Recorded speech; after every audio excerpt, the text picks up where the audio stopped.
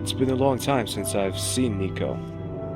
And then there's this telegram. Sender unknown. It says Nico's dead.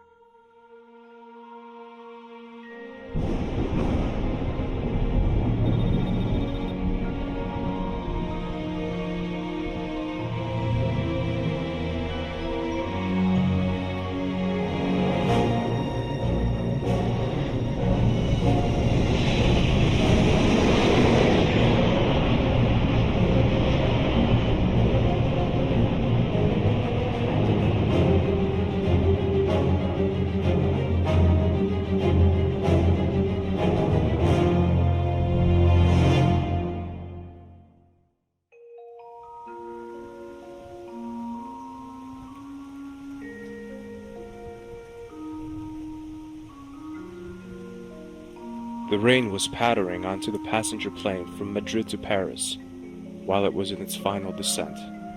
Dismal day in this big city.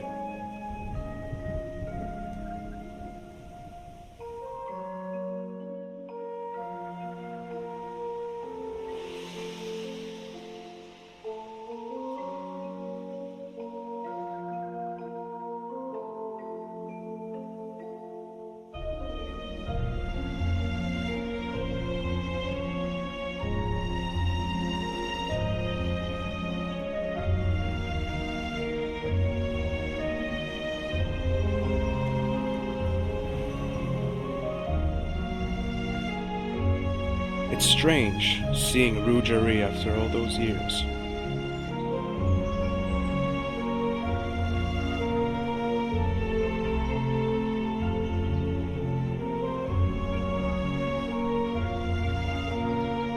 So let's go.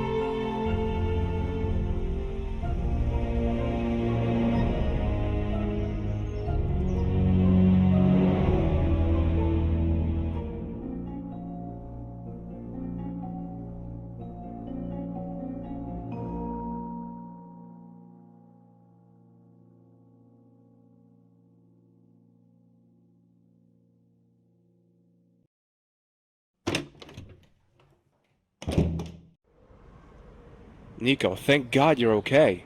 George, I thought something had happened to you. why would you think that? Did I get it wrong completely? This telegram here. I don't know anything about it. You don't know anything about it. Is that all you have to say? For God's sake, I was worried about you. As you can see, I'm fine. Would you mind leaving now? I've got a lot of work to do. Nico, what's wrong with you? I travel all the way from America to be close to you, to look after you, to have you near me, and now you're so dismissive. Sorry, George. I'm busy right now. I'd better go then. Would be better.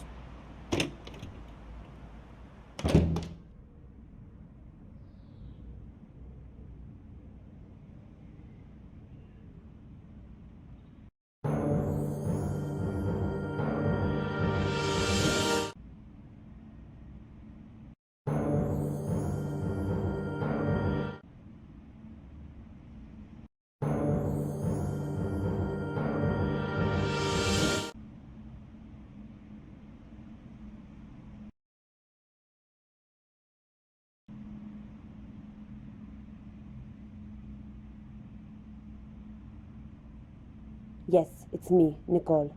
George has just been in. The telegram arrived after all. Strange.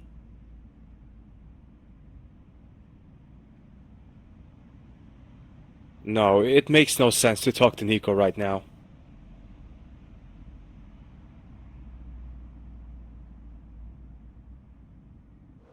I'm kind of expecting a mad clown to jumping around the corner and knocking me out with his accordion. My fears are proved to be unfounded. Instead, I'm standing in the middle of Paris, confused. I have questions, so many questions. Does Nico have anything to do with this telegram? If yes, why would she do a thing like that? I think about it for some time, until I see her, sitting there patiently, selling flowers, just as though time had stopped. She helped me once. Why not a second time?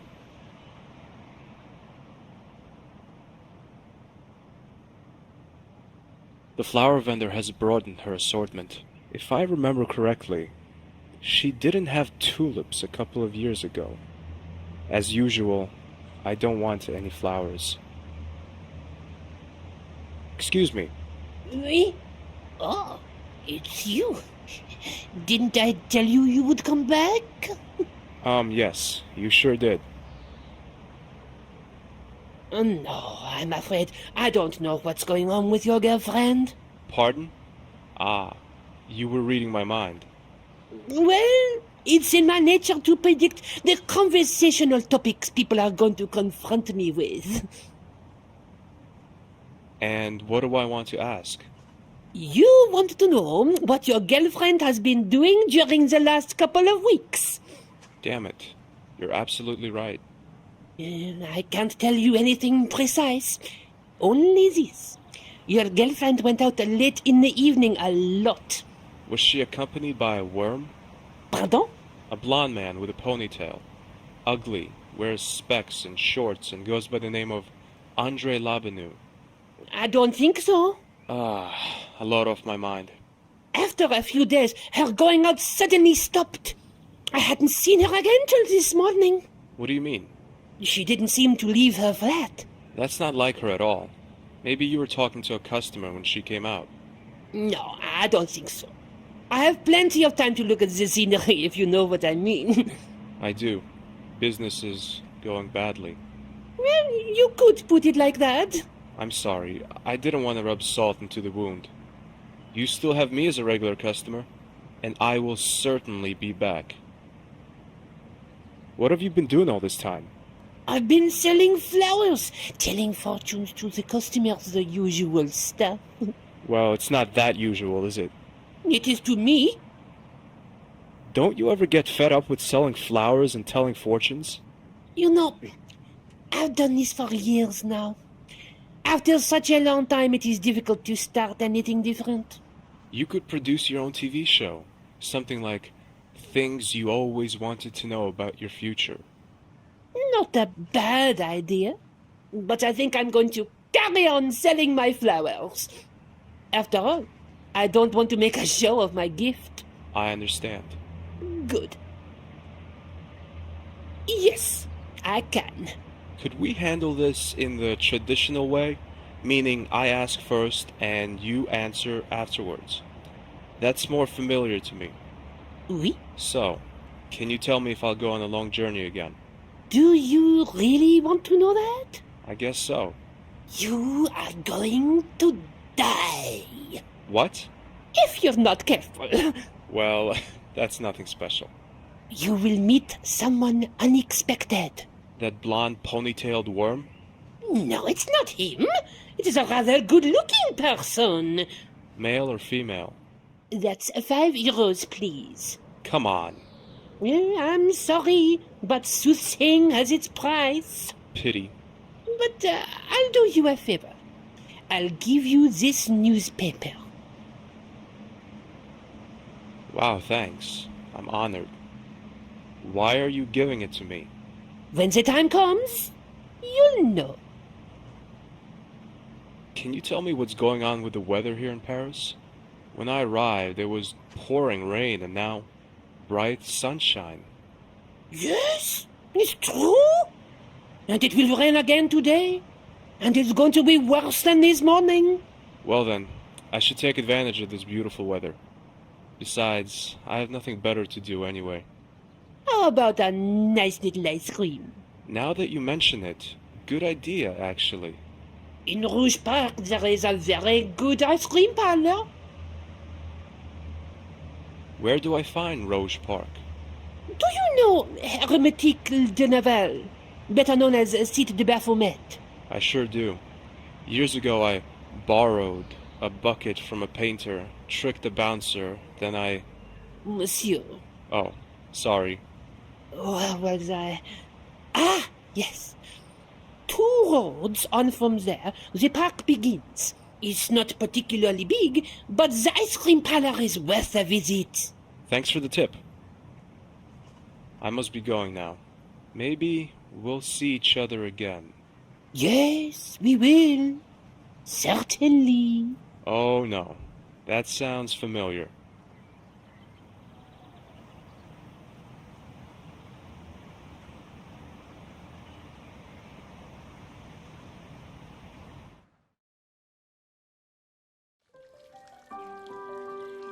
The flower vendor was right.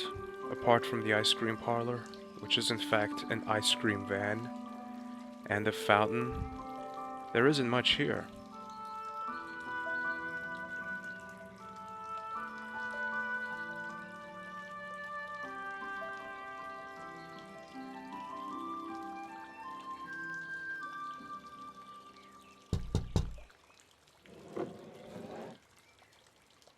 What can I do for you? I'd like 3 scoops of ice cream, please. 1 strawberry, 1 vanilla, and 1 chocolate. That's €3. Oh, Oh, no, don't tell me you haven't got any money. I don't have to say it if you don't want to hear it. Can't guys like you think of a better way to... Listen, it's not a scam or whatever you're about to call it. Oh, isn't it? And what is it then? Actually, I see. Come back when you have the money. this is the newspaper the flower vendor gave me. It's folded twice. One of the headlines catches my eye. Café de la Chandelle Verte opens its gates at 4 o'clock this afternoon for the first time since the bombing. I should stop by. I find an envelope wrapped in the paper. It reads, "For the right moment." There are €3 in the envelope. The vendor really knew what was going to happen. €3. It's me again. I'm telling you, if you don't have money now, you're in trouble. €3. You see? I don't want to know where you got them. Here's your ice cream. Thanks.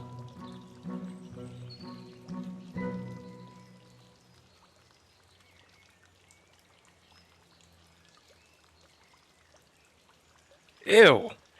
This ice cream tastes like dead socks. Gross.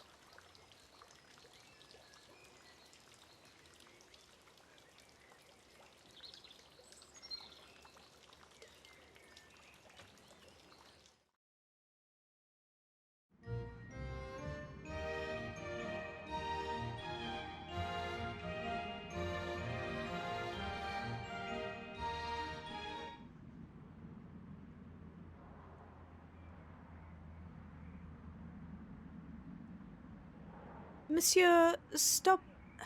Stop. Stobart, do you still remember me? Yes, certainly.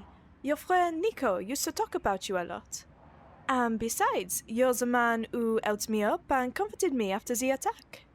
And you didn't give me alcohol to drink. What have you been doing all these years after the attack? If I tell you that, you'll think I'm crazy. I'm doing that already. Tu microphone, je comprends. I beg your pardon? Just thinking out loud. So... Whatever. After the bombing, I worked in a small cafe just around the corner. Didn't you have to recover from the shock? Not really, to be honest. Crazy. Didn't I tell you? When this cafe reopened, I didn't hesitate for a second. And here I am. It's just great to hear such a success story in these depressing times. I'll have a seat. If I can get you anything, just call me. Oui? Okay, thank you.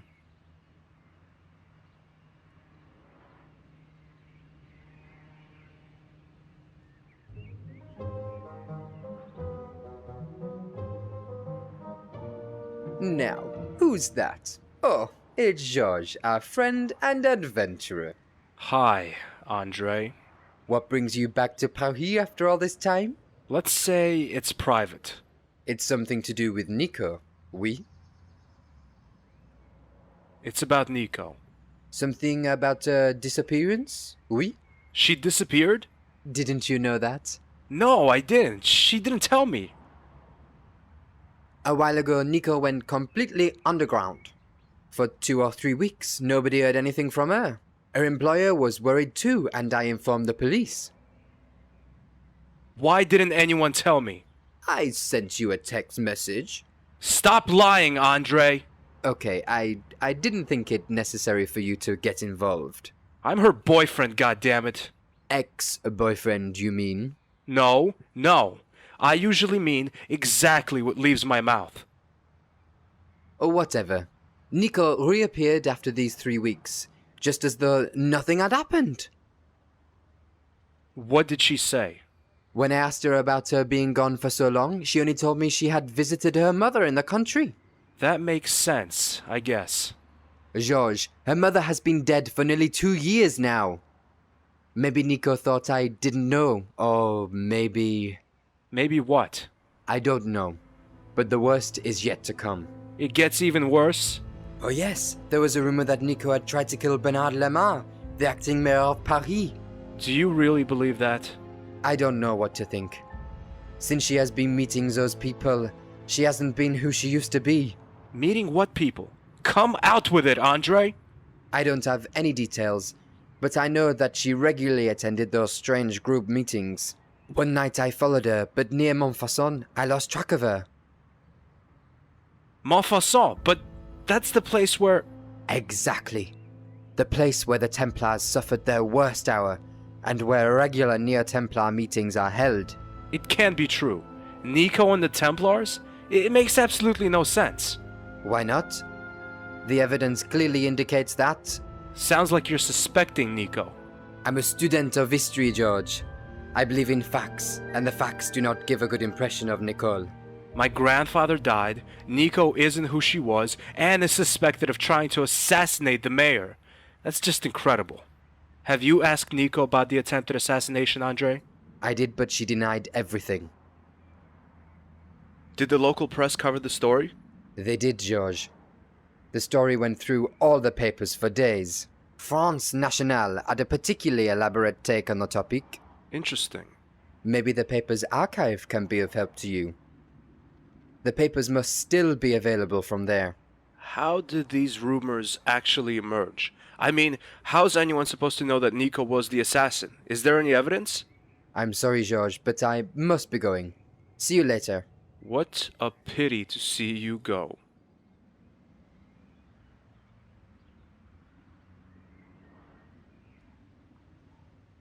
I don't know much yet.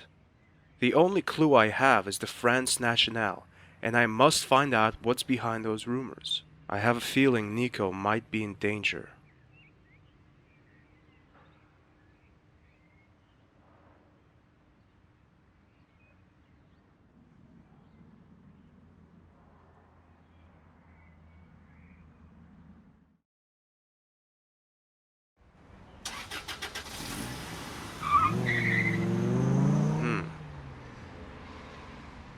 the building is in a sorry state. Yeah, sure. I'll just put it in my pocket.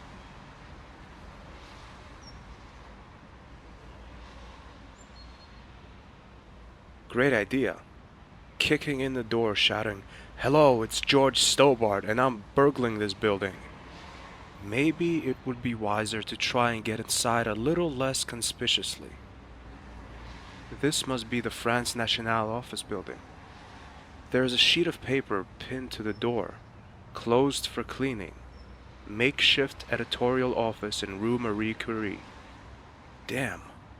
How am I supposed to get hold of the old newspapers now?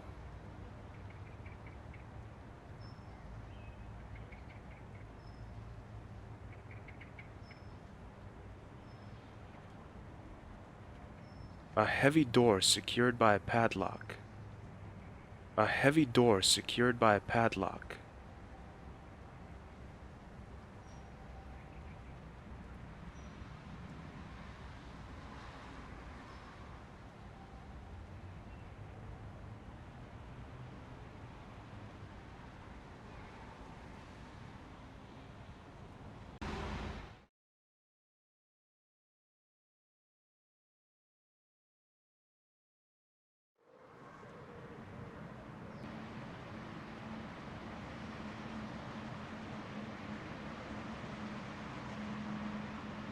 Excuse me. Me? Oh, it's you. Didn't I tell you you would come back? Yes, you sure did. I must be going now. Oh,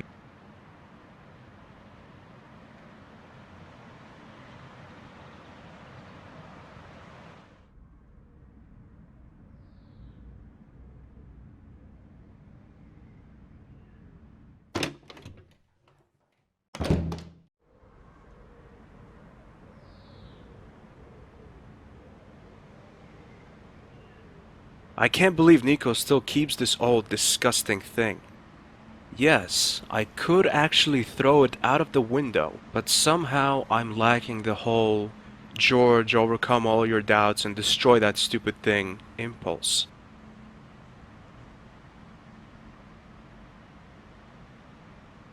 Yeah, that's a place I know well. Great idea, cuddling into the blanket and pretending everything was fine. But I have to know what's wrong with Nico.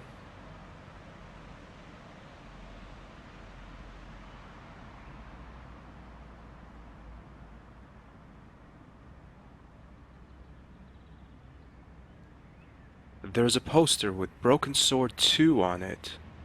No, I won't. Why should I rip it from the wall?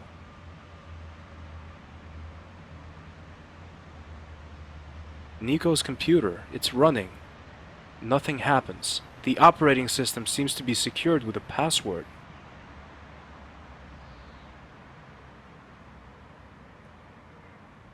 That's Nico's answering machine. I've got one of these myself back home in America, and I hate it. The unread message light is blinking on it. I know it's not exactly gentlemanly to listen to someone else's messages, even though in this case that someone else is my girlfriend. But I must know who called Nico. It's me. Since you're not in, I guess you're on your way to our meeting place.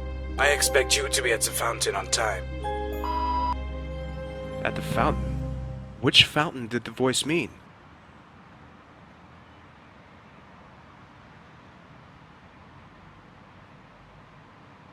A nice view of the hustling streets of Paris.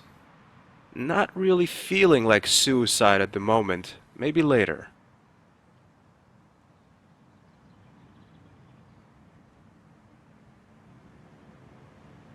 A note. I can see the letters M-E-T. Is that a place?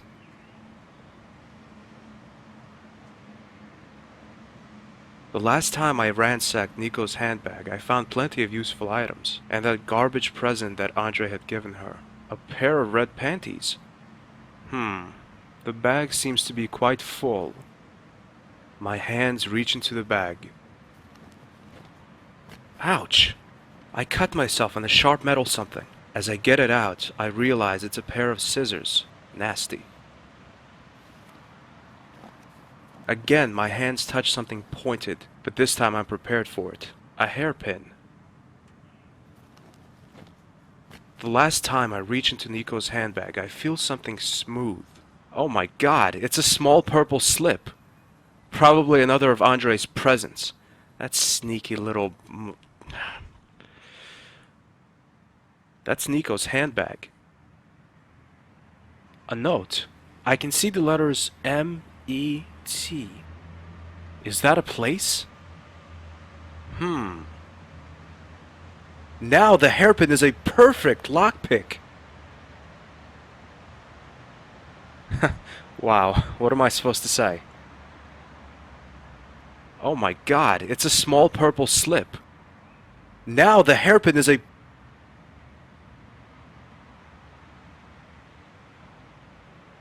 That's Nico's camera. She used it virtually everywhere. In Syria, Quaramante, and devil knows where else. Yes, I could take some photos, but I don't think they would be of much use. I'd better leave that to Nico. Yes.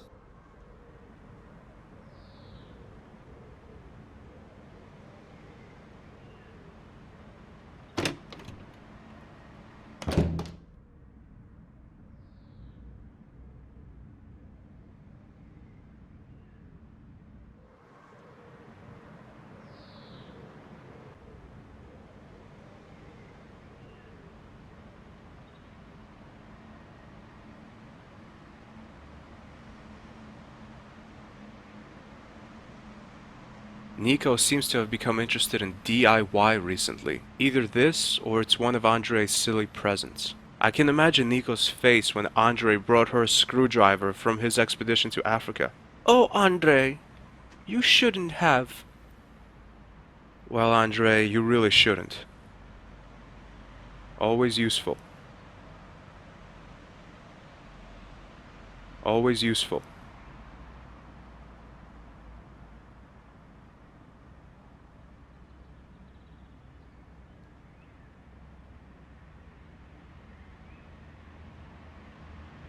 Bapho. Seems like the rest of the note is missing. Bapho.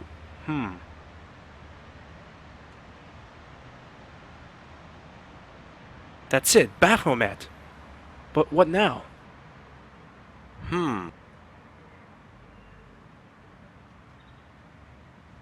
I type in Baphomet. It bleeps and buzzes. Then the screen displays a list of names and addresses. The right edge of the paper shows the coat of arms of the Parisian police. That must be a copy of an official document. Maybe an address list. Maybe Nico is working on a new story. I can't make heads or tails of it. Nico's computer, it's running. Nico's computer.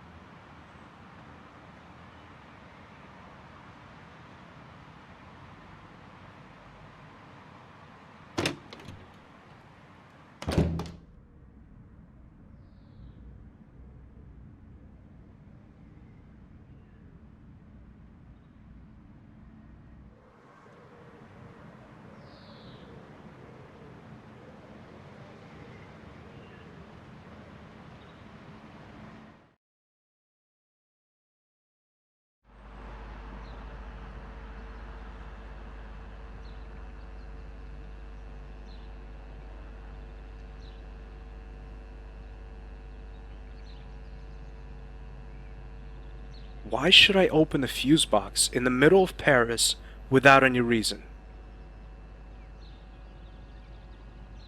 A medieval building combined with an... Why should I open a...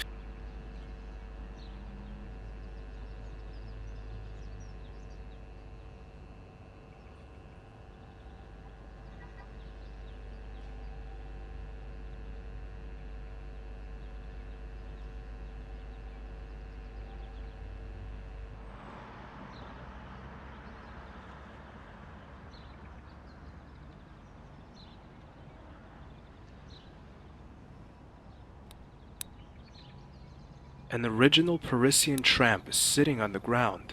There's a bottle of whiskey on the ground too. He keeps playing around with the flashlight. Hi, my name is Stobart. George Stobart. And my name is Les. Les. Is that your flashlight? Yes, it is. And I'm not selling. What if I gave you something else in return? You don't have anything I want, believe me. If you knew what I sometimes carry around. I once had a fish in my pocket. But I'm sure you don't have the item of my dreams. Who knows? You have a woman's slip with you, oui? You're not serious, are you? Oh, why not? Many guys have a feminine side. I don't. You do. Just look at your hairdo. What about it? It's feminine. It's not. It's just blonde. It's as masculine as my physique. That was the second thing I wanted to mention. Stop it. I'll see if I can get you a slip.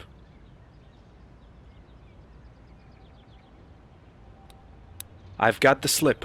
Give it here now. Here you are, but I want the flashlight. There you go. I don't know, but the batteries seem to be dead. Thanks.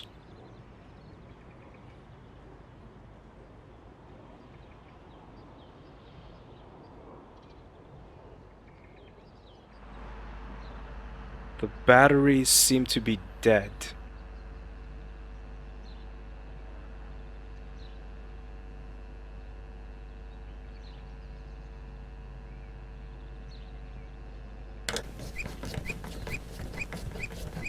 Now I've found an item that's worth risking my life for. 2 frickin' batteries. Well, it's better than nothing.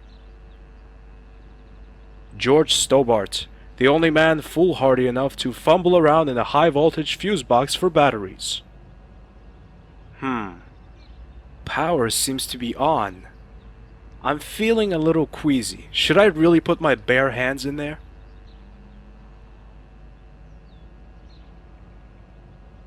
Damn, that hurt!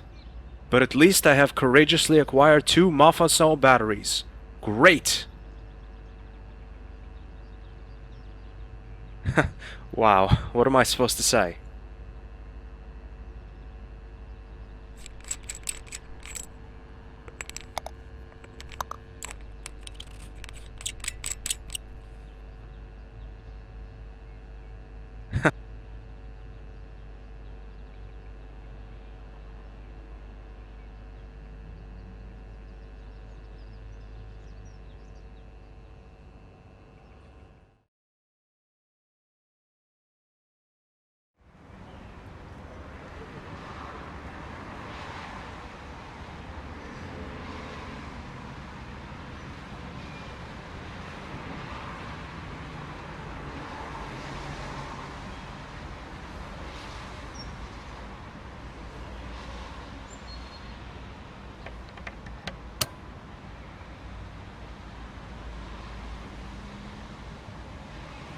Damn! The batteries seem to be dead.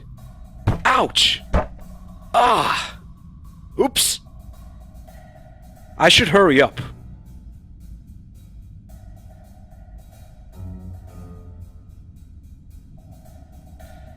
The fire extinguisher is fastened securely to the wall. I don't need a fire extinguisher.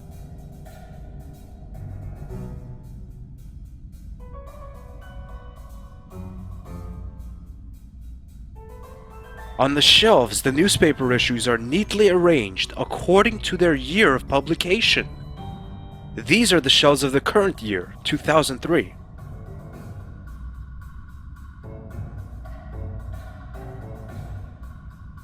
I search the shelves. On the shelf,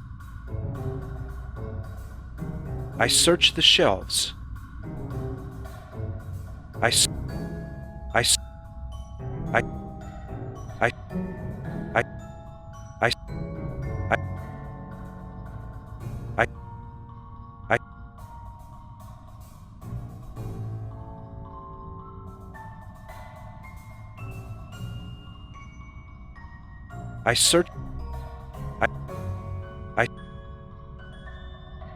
I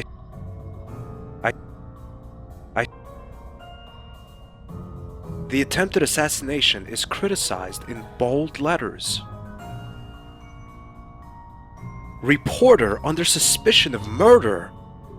The renowned Parisian journalist Nicole Collard was released without charge early on Monday evening after several hours of interrogation.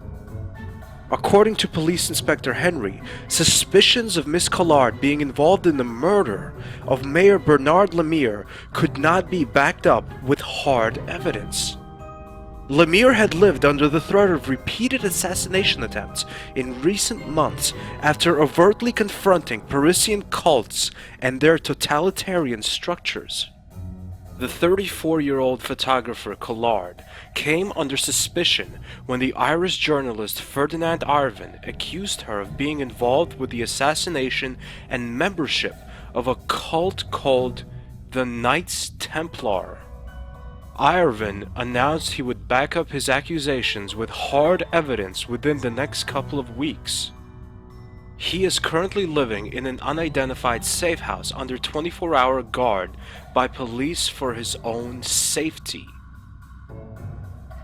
That makes no sense. Why should Nico want to kill anyone?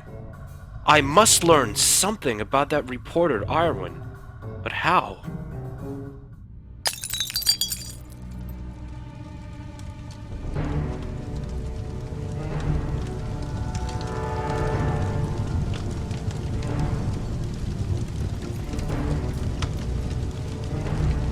Damn it! It's stuck! No way. My common sense forbids it. No.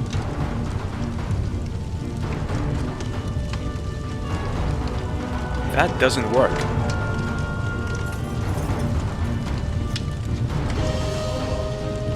Damn!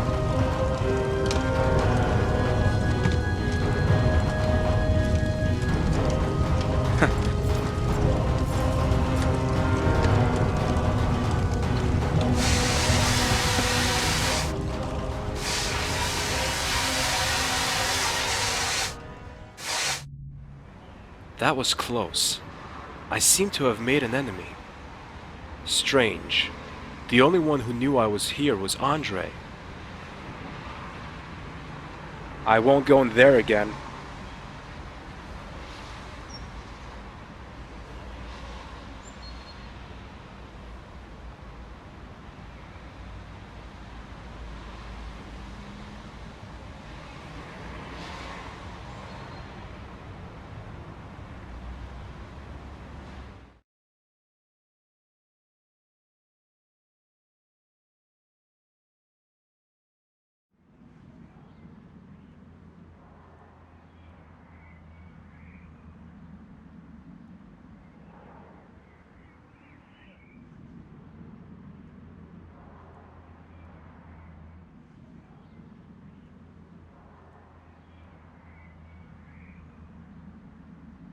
But accept a report about a school that was hit by an outbreak of constipation, affecting hundreds of children. There's nothing of interest. I scanned this outdated newspaper for something useful.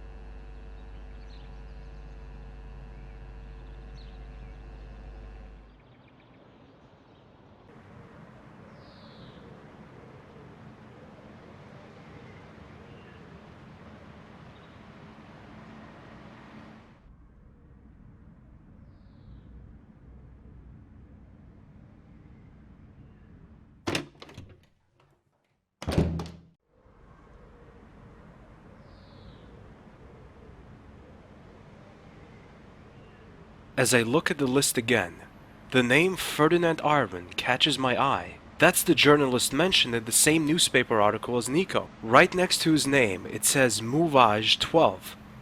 That's the Hotel Ubu. Nico kills Mayor. Nico gets interrogated. Nico disappears. Reporter claims to have incriminating evidence. Nico reappears and has Iron's secret address on her computer. I have a bad feeling about this. And not only because I'm talking like Andre.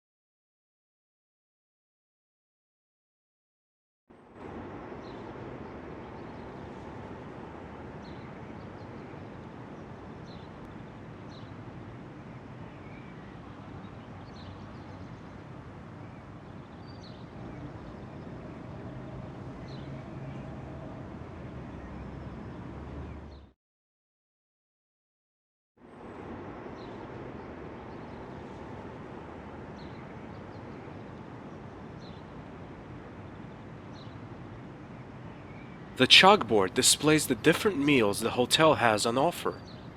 Today's special is chicken fillet with chips.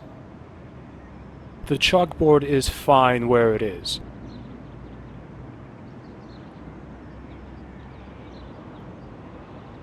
Oh no.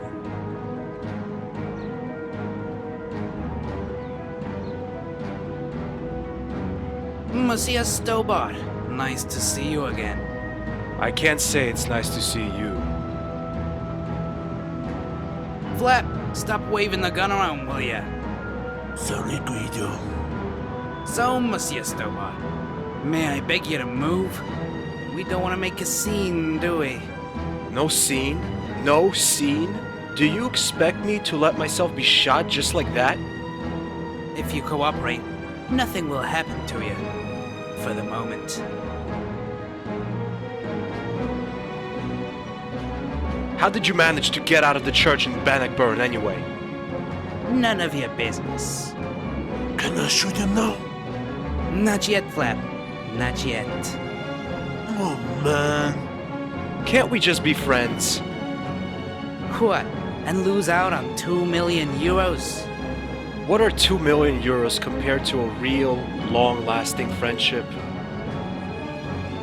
What do you want? Oh, come on, Stobart. Don't be stupid. Since you stuck your nose into things that were none of your business 7 years ago, you've been #1 on the list of enemies of the Templars. Stop that garbage. The Templars are gone. If you say so. Just a coincidence that your girlfriend met with people who call themselves the Templars, don't you think?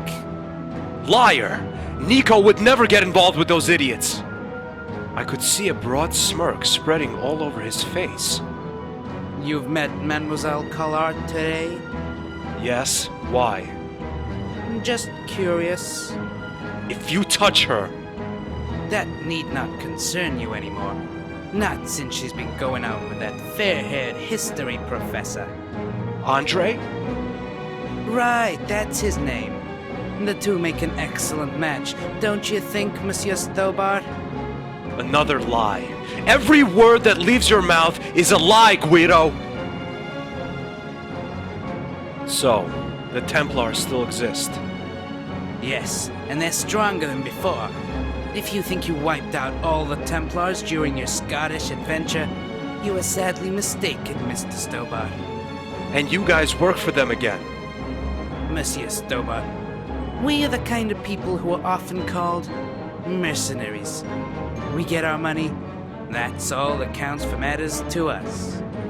Believe me, that's gonna change. I'll stop you again this time, even if I have to travel around the globe for it. But you see, Monsieur Stobart, that's exactly what Flap and I are here to prevent.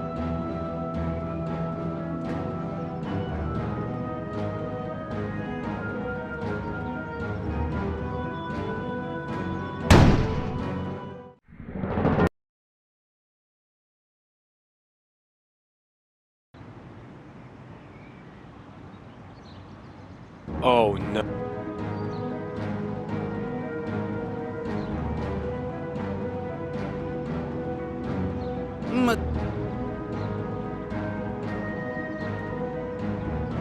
What do you...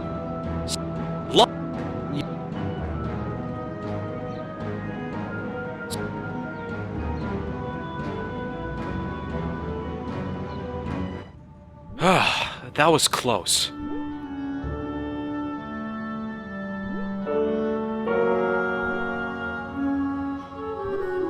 I have some good memories of this piano. During my first stay here, its keys were literally ravished by a robust lady called Lady Piermont. I wasn't even interested in piano lessons when it was in to get mom and dad to teach you how to play.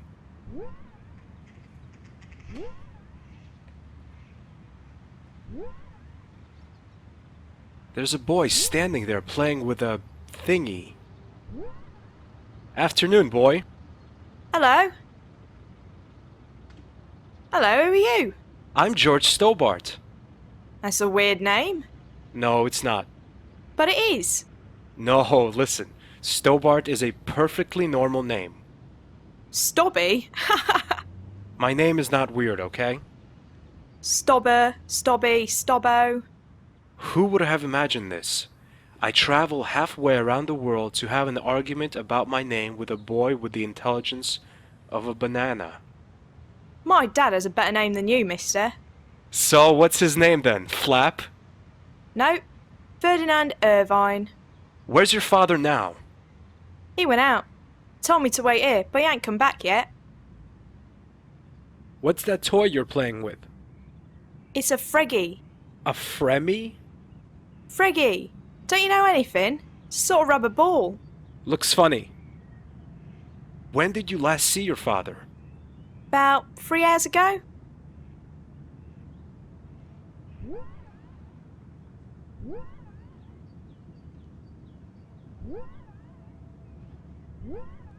Nothing seems to have changed round here. Even the receptionist is the same guy. Good afternoon. Good afternoon, monsieur. What can I do for you? Have you recovered from the shock? I beg your pardon? I know I shouldn't have let her loose on you, but I had no other option. If you understand. No, I don't understand. Lady Piermont, the pianist and magistrate. Ah oui, the Madame in Violet, the beast, mon ami. Oh, well, she wasn't that bad. A little eccentric, but okay. You are not a target, if you don't mind me saying. I guess you're right. I'd like to hire a room, please. 1 moment, please. I'm afraid we don't have any rooms left. Really? But there doesn't seem to be much going on here. That might be your first impression, but come the evening, come the guests. This hotel will be busy then. Damn it. Pardon? Never mind, just thinking out loud.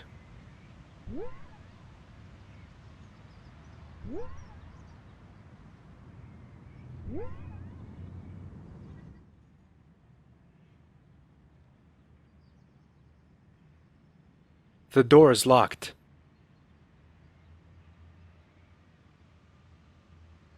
This is the place where I came across Khan for the first time.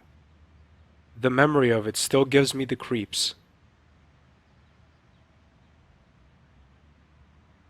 I pull at the door, but it doesn't open. The door is locked.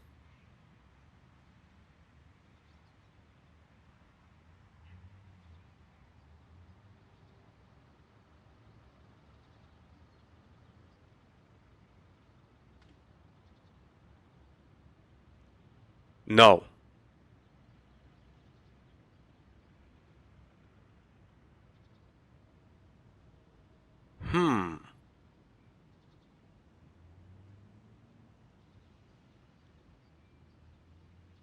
That's not gonna work.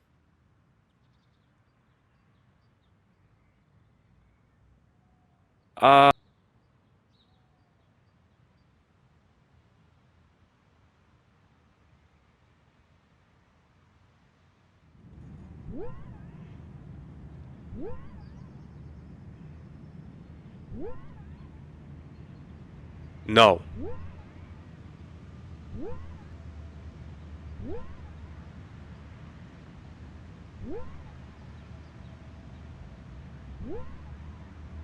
No way. That's not a good idea.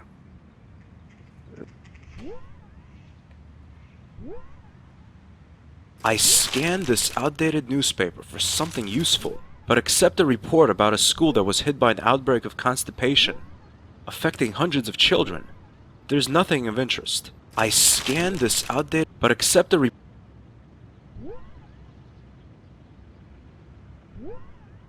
Oh no.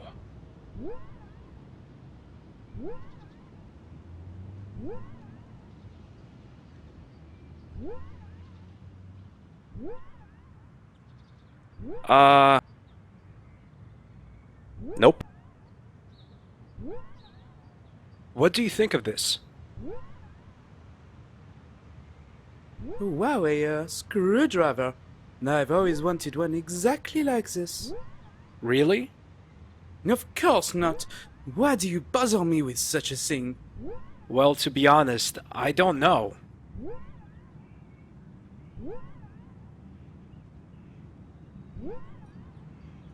This is a pair of scissors. Oui, I can see that. So? So what? What do you think? That you are crazy in the coconut.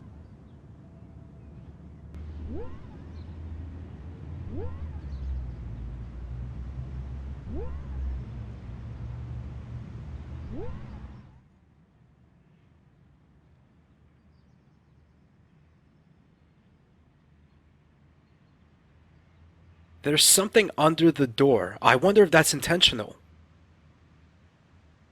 Probably not. It's a hotel reservation belonging to a certain Ferdinand Irwin. Double room, 1 adult, 1 child. Hiding Irwin in a well-known hotel is not the most creative idea the Parisian police ever had to protect a witness. If I can just get into that room.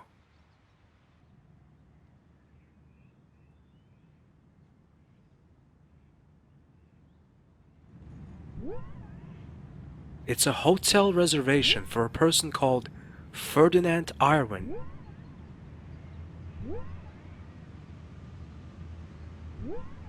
Hi, me again. Hello, Stobby. Listen, would you like to play a little game? Oh yeah, a game. Friggy. Gets boring after a while. Here's the deal. We'll go to the receptionist together. Repta... What? That man over there. Uh-huh. And there, we're gonna play father and son, alright? Sounds good.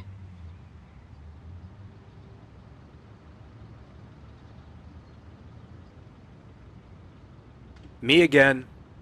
I can see that. What can I do for you this time? I reserved a room. Have you? May I see your reservation? There you go. Mr. Ferdinand Irvine and son? Brian. Arthur. Pardon? Arthur. Brian is his middle name. Okay, here's the key to room number 122. Thanks. I wish you and your son a pleasant stay.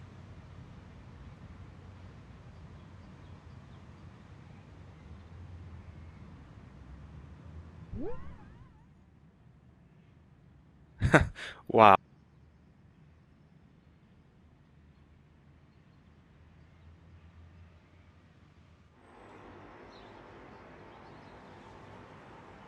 That's too big to take with me.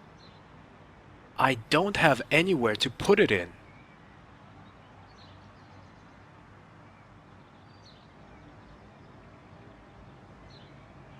Minibar prices are always exorbitant, especially in Paris.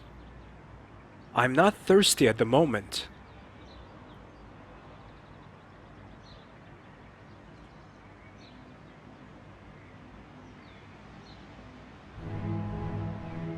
The first picture shows the assassination attempt on Mayor Lemire. A short distance from the action, a person catches my eye. Hastily running away, she's looking over her shoulder, as if she's been caught doing something wrong.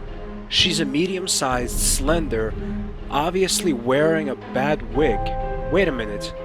I know that face. Is that Nico?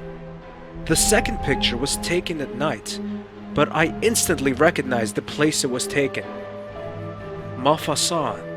Some people wearing robes, almost impossible to make out. Somehow I have a feeling that there wasn't a children's birthday party. There's a woman in the middle. She seems to be talking to someone. I have a bad feeling about this. The third picture confirms my instinct. It's a close of the woman. It's Nico! She's about to pull the hood deep over her face. Irvin must have taken the shot just moments earlier. Who's she talking to? An older man is standing next to her. His robe is different from those the others are wearing. It's more elaborate. Around his neck, he's wearing a big brown cross. The Templars cross! Definitely their leader, Big Boss, has turned his face away from the camera. I can't see who he is. I don't know how Nico got into this mess, but I have to help her as quickly as possible. It's time to get some answers from Nico. No, I'd better leave it here.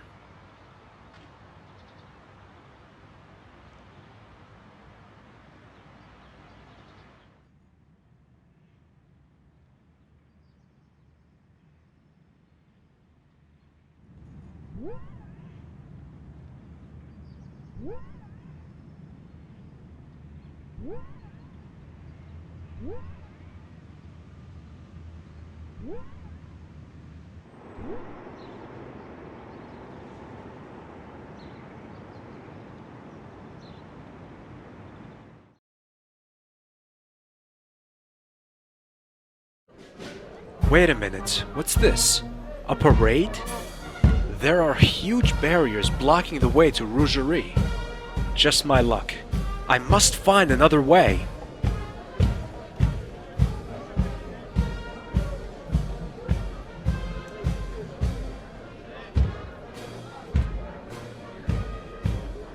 That clown is dressed as a London billboard. At least he doesn't play an accordion. Hi. There's a lot going on, huh? Have you been standing here all day? Spreken Sie Dutch? Parlez vous français? His eyes tell me that he understands alright. He just doesn't want to talk. I hate clowns. Hi, there's... Hi.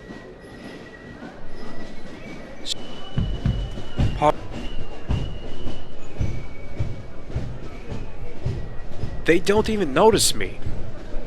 Hello, excuse me, sorry, could I... Hello? They don't even notice me.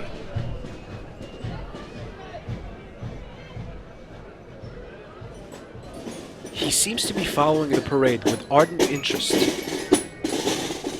Pardon me. Oh, hello. Could you tell me what's being celebrated here? Yes, this is the traditional opening march. Opening what? You don't know? The annual Parisian city market. It will open its gates tomorrow. That's interesting. Can you tell me how to get to Rougerie? That's just bad luck, monsieur. The parade will take about 2 hours. But I have to get there. My girlfriend lives there. I live there myself. I should be at home with my wife and kids, but c'est la vie, monsieur. Come on, celebrate with us instead of complaining. Thanks, but I'm not in the mood for parades. Besides, 2 psychotic killers are chasing me. Would you celebrate if you were me? That sounds really exciting. Believe me, I'll take dull any day of the week. I can't wait till the parade is over. There must be another way. I'm off. Enjoy the parade. Thanks, and good luck, monsieur.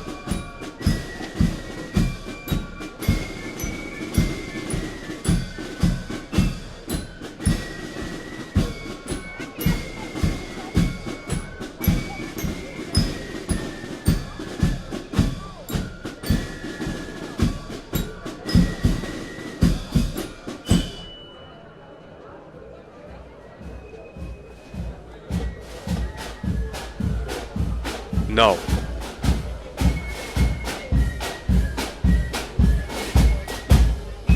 No.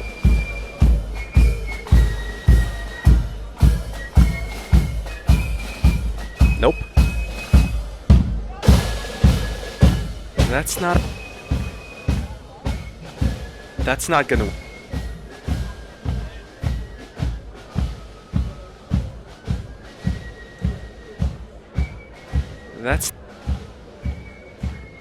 I'd rather... Oh. Oh.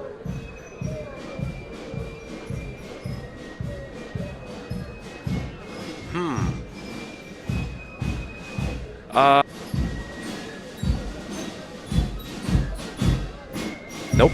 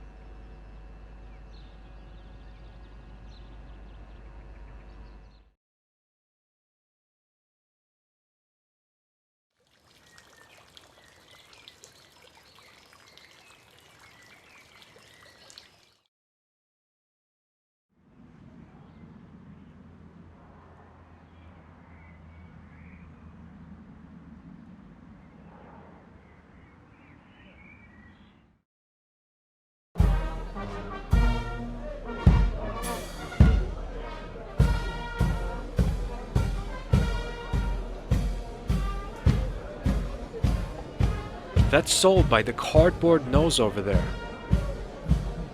No way.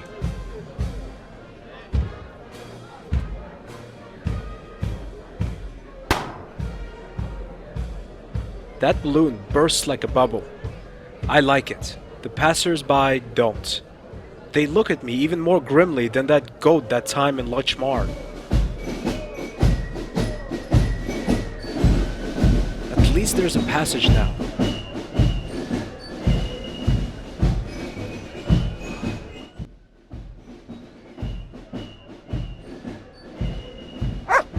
That's just my luck.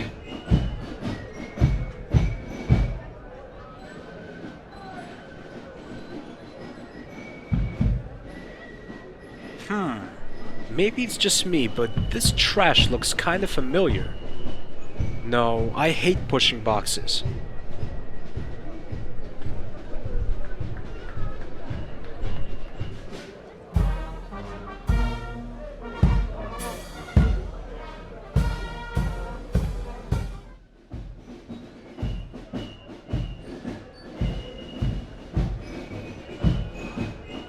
I never liked dogs. This one somehow reminds me of 20. That mud in Marseille.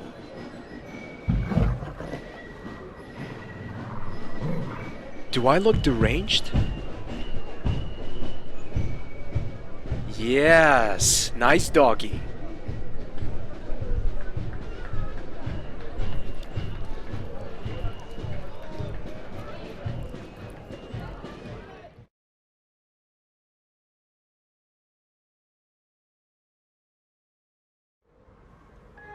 I was told that my uncle was part of their cult. Georges, at the time, I had no idea that it was the Neo-Templars. I only wanted to help him. I infiltrated their order under the false name of Christine Wu to get my uncle out of there. But when I met him, there I was stunned. His eyes were just empty, like a dead man's gaze. It was very disturbing. He seemed to have been drugged. But worse than that, he kept stammering the word gate. Do you know what he meant by that? No idea. It's possible that it was just the drugs. That would explain both his gaze and his stammering. Why was your uncle part of the Templars anyway? I guess he couldn't resist the temptation. Temptation? Yes, Georges. 2 million euro. Hey, on second thought, the Templars aren't such bad folks after all. But this talk about a gate worries me still. But that's probably a result of the drugs. True. It could be. But maybe it has something to do with the Templars' plans. You might be right. Where would you start your investigation? The only one who knew about my plan was a good friend of Andre. A good friend? Yes, a friend. Nothing more. What's his name? Jimmy McCluff, an English historian, whose main field is the Templars. Why did you let him in? Because he could provide me with inside information about the Order. Have you met him in person? No, I avoided that. After all, it might have been a trap. We only exchanged emails. So he's never actually seen you or heard your voice? No. Do you think he might have given you away? It's possible. Maybe I should pay him a little visit. I don't think that's a good idea, George. The Templars are involved with everything. So why not with McCluff? But we can't just sit and wait until the Templars get what they want. Who knows what they're up to this time? Where can I find this Jimmy McClaw? He has a mansion in York, England. England, huh? I've never been there. And it means something if there's a place I've never been to. George, please stop bragging. But it's a fact. Where exactly can I find McClaw? As I've said, I've never met him. But as Andre told me... Then we'll never find him.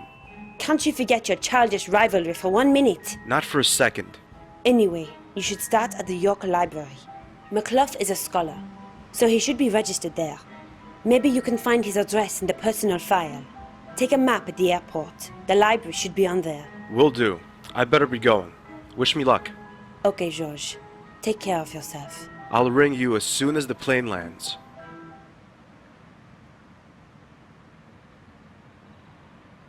Yes, I could.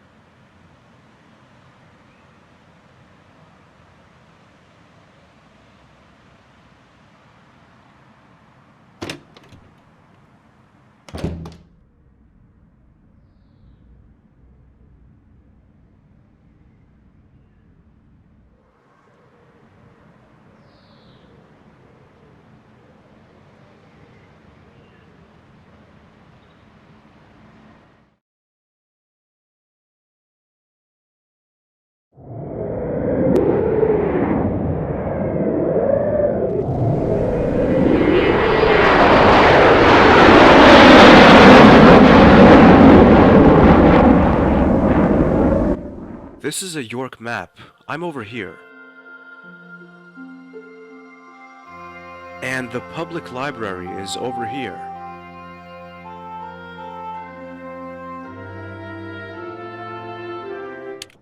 There isn't much going on. What's that hammering noise? As I turn my head toward the Victorian desk, I see the source of the insufferable noise. The librarian is torturing her keyboard. I hate computers.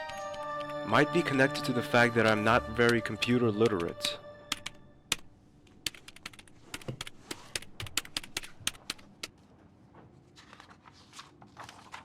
Excuse me, ma'am. Yes, please? Do you know anything about the Templars? Only a little.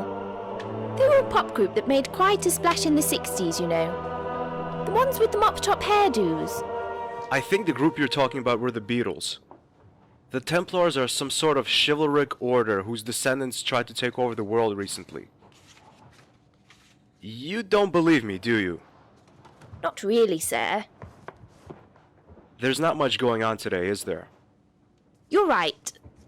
It's because Revolution Software is holding a public launch of their new computer game. It's called Broken Sword. Do you know it? I don't, and to be honest, it doesn't really sound that great. I don't think it'll be a success. In a few weeks, no one will be talking about it anymore. So, what are you writing there?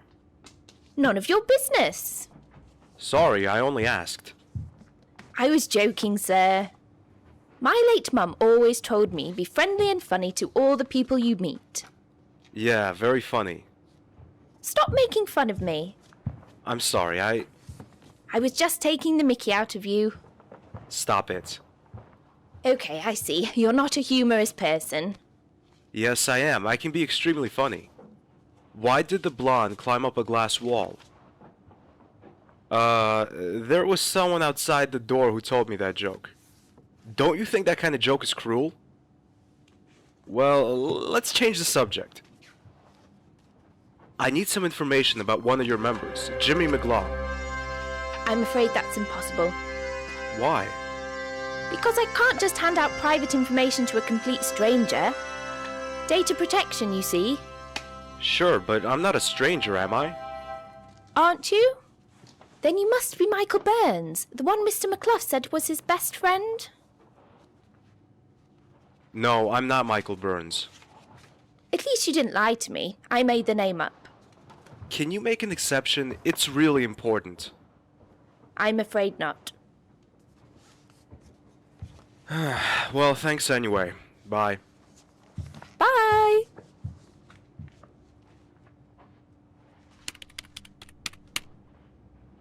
Who knows, might be useful.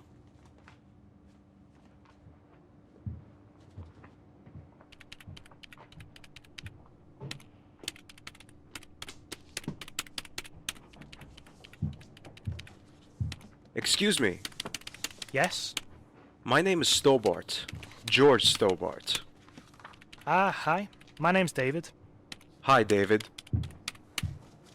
Does the word Templar ring any bells? Sorry, I don't know anything about that. I'm studying animal science, and it's nothing about animals, is it? Actually, it kind of is. A weasel and a gorilla are working for them. A weasel and a gorilla? How? That's a long story. Ah, I see. Unfortunately, I'm in a bit of a rush with this.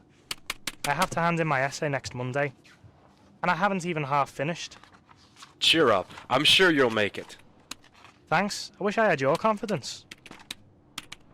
Do you know if the librarian's always so strange? You mean Mrs. Leroy? Not always. She's just having a bad day today. Her computer, the one she watches over like her own child, has already crashed twice today. It's made her a little jumpy. Now she has to catch up on an incredible amount of work, which explains why she's literally bludgeoning her keyboard. Why did her computer crash? Because some electrical cable in the basement doesn't work properly. It takes at least an hour until that can be repaired. And now, poor Miss Leroy has to do all the work by herself. Don't you have a janitor? The caretaker is at a presentation, something about a computer game. I see. Listen, David, can you tell me where I find the fuse box in the basement? What do you want to do there? Things. Well, down the stairs, second door to the right, then left and down the corridor. Thanks, I wouldn't have found it by myself. Now I know where to go in the basement.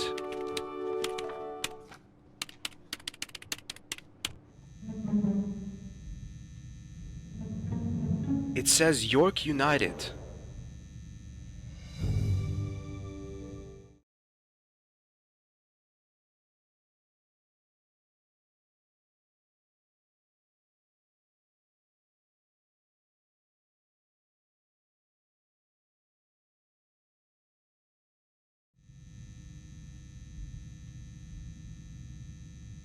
I'm not going to clean up.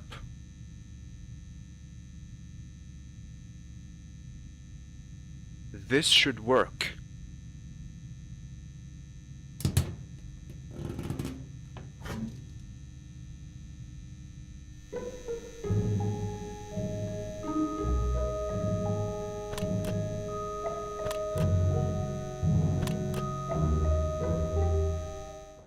Mrs. Leroy leaves her desk.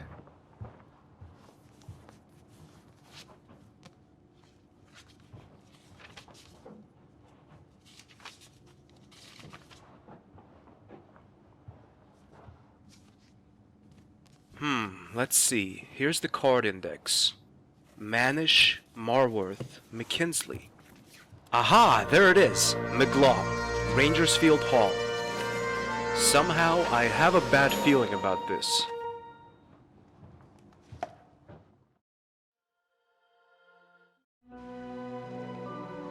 Somehow, I feel nervous.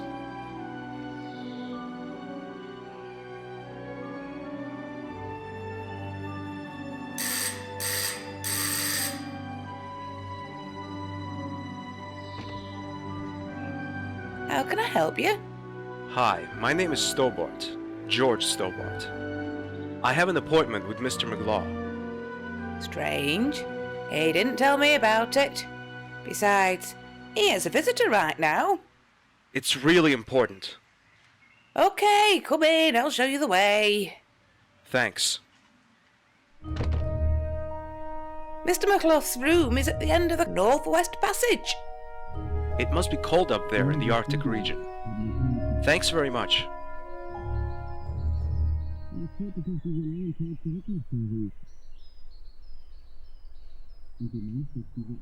Without the seal, we won't have a chance. That could cause problems. And you think this American knows something? Definitely. He's real nosy. If you're right, we'll get all the necessary information about the order. How will we catch him, Jimmy? I've had two of my best men take care. I should be here soon. Even though I can't stand the man, we did agree that you wouldn't hurt him. You only want his information. Sure, that's what I said. Could I use your toilet, please? Of course, it's just down the corridor. George! Andre, you sneaky traitor! It's not what you think. They only want to talk to you.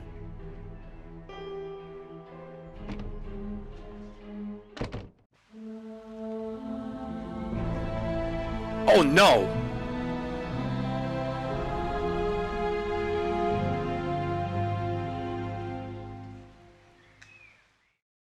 Mr. Stobart, we'll talk to you later. In the meantime, you can get familiar with your new roommate. If you aren't familiar already, that is. Who are you? Ah!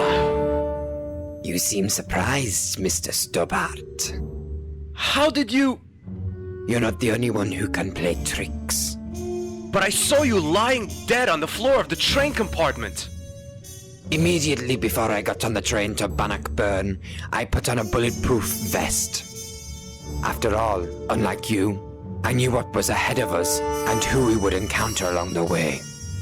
A blood cartridge was an incredibly useful means to feign my own death. And how did you escape? That's a very long story.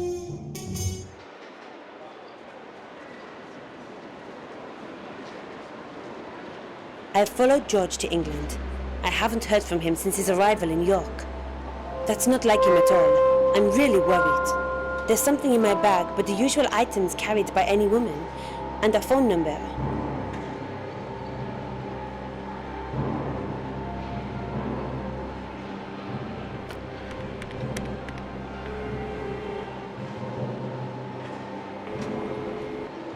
Jimmy McClough? Who is speaking, please? My name is Nicole Collard. I'm a TV journalist with the French channel Canal 1. We were thinking about airing an extensive portrait of you, which would include an interview. After all, you're one of the most renowned historians of our time. It sounds really tempting, but I think I'm going to have to turn you down. That would be a great pity. We're one of the most successful channels in Europe. Our ratings are very high, which would guarantee that your portrait would find a great audience. You would be able to tell generations of people about your views on some of the most historic events. I mean, you're one of the very few allowed to oversee the preparations for the first moon landing. You were able to follow Armstrong, Aldrin, and the others during their training for the mission. It would be a shame if the public were denied these unique insights. I must admit that you've done your research well. Thanks. Under the circumstances, I'd be happy to meet you here at my house sometime. This may sound a little forward, but how about conducting the interview today? Today? You TV people move awfully quickly, don't you? That's our trademark. Very well then. I'll be at my house at 2 o'clock.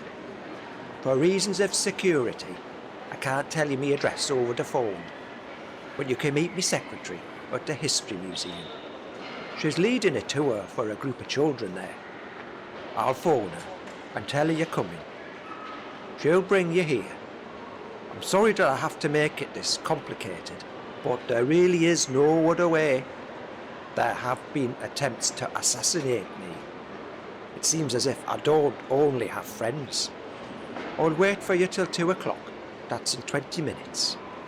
If you're not there by that time, we'll have to postpone our meeting by about 3 weeks, because I'm going on a 3-week business trip today. Attention, ladies and gentlemen. My name is Derek Stevenson. I'm with the York Police Force. There has recently been an unpleasant increase in theft of luggage at this airport. That's why we are carrying out a routine search. Please stay calm, there's no need to panic. But apart from the airport staff, nobody will be permitted to leave the premises while the search is underway. This should take no longer than 40 minutes. My colleague will give you all further instructions. We apologise for the inconvenience and thank you for your patience. Damn, I have to be at McClough's house in 20 minutes.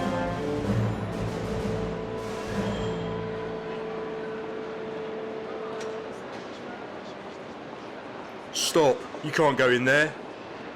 This entrance is for staff only. I must see your ID card. Well, I left it inside the room. May I fetch it? Section 4, paragraph 3 of operational guidelines clearly states no access to sealed areas for unauthorised persons. Maybe you could fetch my bag for me. Well, not really, but I suppose I could make an exception. What does it look like? Well, there are small hearts on its left side, spelling out, I love you. One moment, please.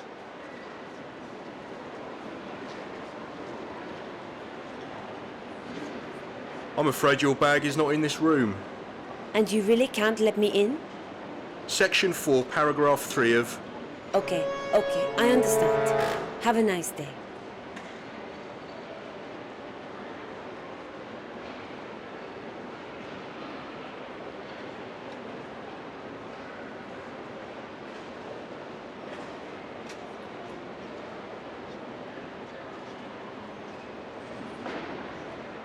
Excuse me? Yes. Oh, Miss Collard. Do we know each other? I met you and George in Quaramone about 4 years ago. George was in prison, and you were going to a meeting with General Graciento. Do you remember? I do now, but I don't remember your name. Dwayne Henderson. I was there shopping with my enchanting wife, Pearl. Ah, oui, Monsieur Henderson. Nice to see you again after such a long time. How are you doing? So. I'm looking for George. Ah, George! How is he? I'm afraid I don't know. I haven't heard of him in a few days now. That's how men are. Sometimes they need some distance from us women. He'll call you back, honey. That's not really George's style. Well, George does behave a little strange occasionally. What brings you to York? Pearl and I are here on a stopover. On our way to Morocco. We want to have a look at some old ruins there. And as we're there anyway, we'd like to do a little shopping tour. Here in York, we've already seen the traditional happiness fair. You traveled all this way to see a fair? It's not just some fair. It's possibly the most important invention in entertainment in living memory. Apart from the TV, maybe. Besides, the second biggest wheel in the world is here in York. When we arrived, it was closed for repairs. I'm sorry? There's no need.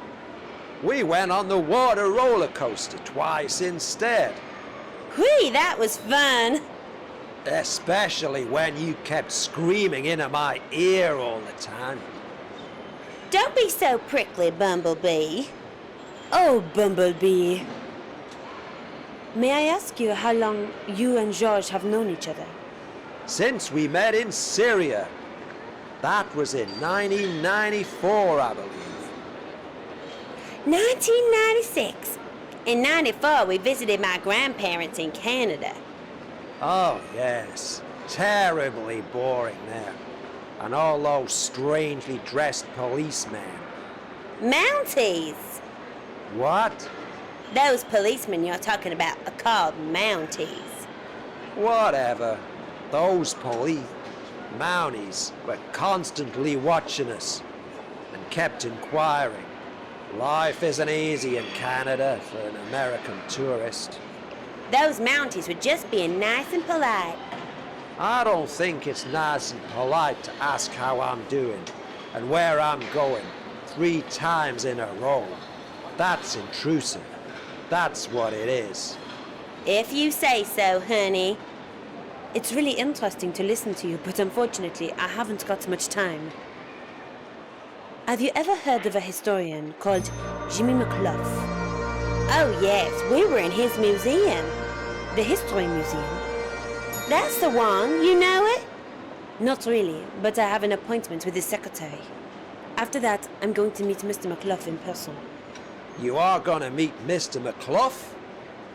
The Jimmy McClough? Yes, in about 20 minutes. If I don't make it in time, I'll miss my chance and I'll have to wait 3 weeks. But with this search going on, I can't get out of the building. That's a disaster. You don't get to meet Jimmy McClough every day. If we can help you in any way, just let us know. Okay, thanks. What makes this fair so special? It's simplicity. There aren't so many attractions there. But these few are just marvelous. Well, I've never been a fan of fairs. You're missing out!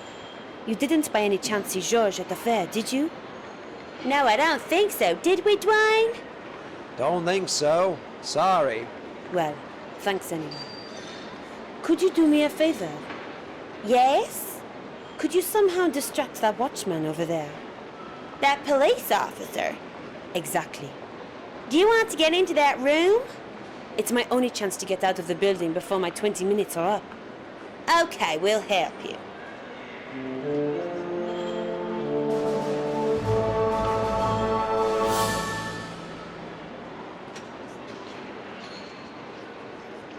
Excuse me, sir. What can I do for you, ma'am? May we take a photo with you?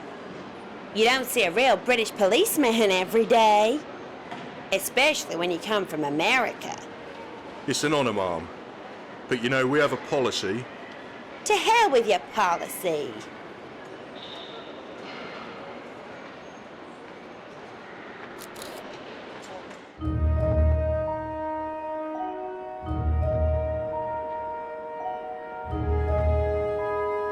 Might be useful sometime.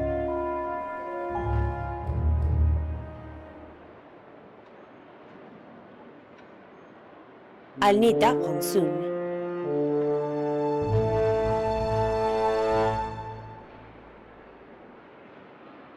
Damn, the watchman must have locked the door.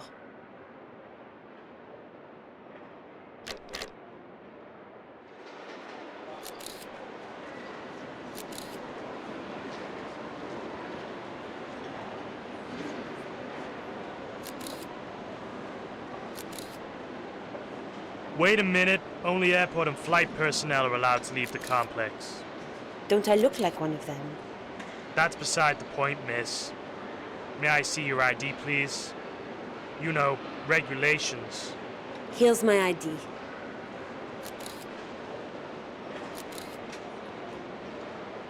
Is that really you in the photograph? Of course it's me. Who else should be on my ID? Okay, miss. Mrs. Sorry, Mrs. Mrs. Wanda Kirsch. Okay, that's the name on this ID card. So you can't have stolen it. If you only knew. Pardon? Nothing.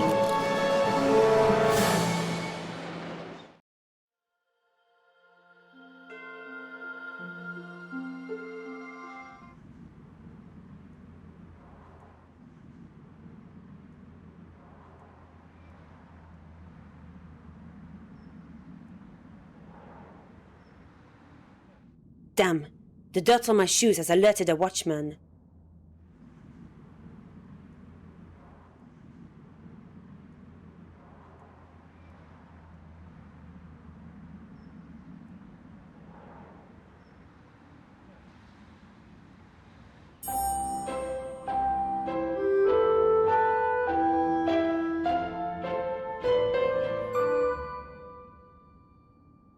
Are you Mr. McClough's assistant?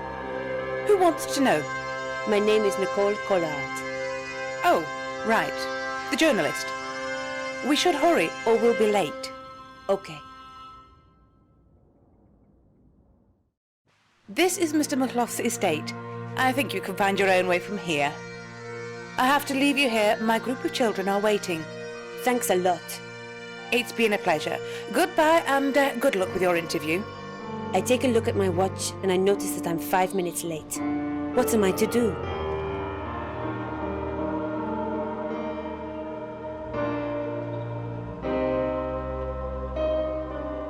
Nico, down here! Georges? Live and in color. Each time we get separated, I find you behind bars. I guess it's just bad luck. What happens this time? I'll tell you later. First, meet an old acquaintance.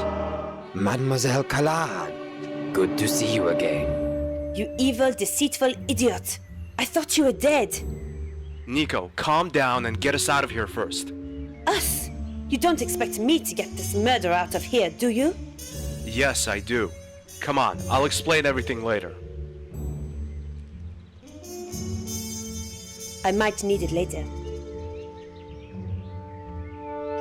Georges would know what to do with it.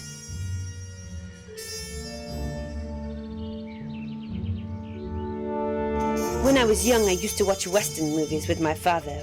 The crooks usually get out of jail by using a horse and a lasso to pull the bars out of the wall. Maybe it works in real life too.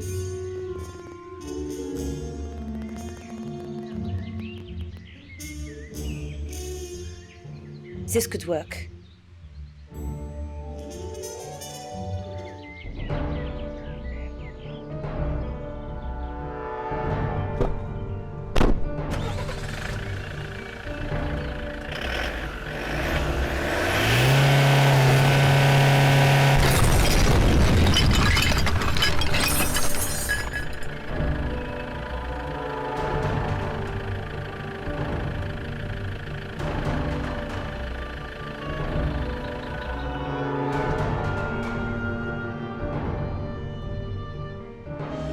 Let's get out of here. I think they're coming. Very well, Count. How were you able to survive the attack? Out with it. You know, my father was a very popular illusionist. Night after night, he'd fill concert tents. The audience loved him. Shortly before he died, he taught me his most important tricks. I learned to disguise and to hoodwink other people, trick them. And it obviously worked. And why did you do that? Instead of pretending to be dead, you could have helped us back in Bannockburn. You might have been extremely helpful. You made it without me. We did, but mainly thanks to a huge pile of luck and an equally huge pile of plastic explosives. And because of that idiot Guido. He really tried to blow out the fire with his mouth. I wouldn't have been too helpful anyway. Why not? I lied to you in the train. We weren't on the same side all along. I was a professional killer, a mercenary who risked his life for money. I don't understand. I knew the Templars before the incidents in Paris, Bannockburn or Syria. But not because I used to pay much attention in history class. I was simply hired by them. You worked for the Templars? That's exactly what I'm saying. $100,000 were a good reason to start working for the Neo-Templars. My first job was killing a politician in Japan. Then I came to Paris. That was the Plantade job. And why the hell did you try to kill Georges? Yes, why did you try to kill me? He was just an unpleasant witness, that's all. However, I did become curious myself at some stage, so I started making inquiries. I read everything about the Templars I could get hold of, everything about their past. Old newspapers, articles, medieval documents, journals, simply everything. Naturally, the Templars didn't like that, so I was put on their blacklist myself. And that's what caused me to act against them. A hitman seized with remorse. I don't believe it. As stupid as it might sound, but even killers have a soul, Monsieur Stobart. I decided to take your side and help you. But you didn't. You still tried to kill me. Wrong. I was never intending to kill you. Didn't you? Have you forgotten our little meeting in Syria? I haven't. That was an I don't know how many feet jump I had to do. As I said, I'm quite good at pretending my gun was loaded with blank ammunition. What? You're telling me I risked my life jumping down there because you threatened me with blank ammunition? It must have been an incredible experience. You said you wouldn't have been able to help us. Why? Very simple. I broke my leg when I fell off the train. What did you do in Jimmy McClough's house? That's a little complicated to explain. Only this much. The Templars still exist.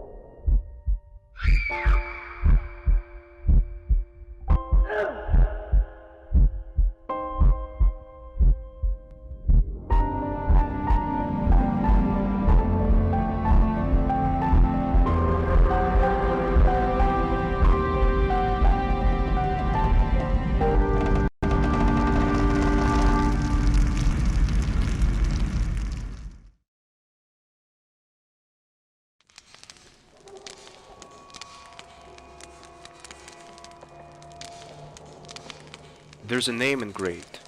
Dog. How inventive.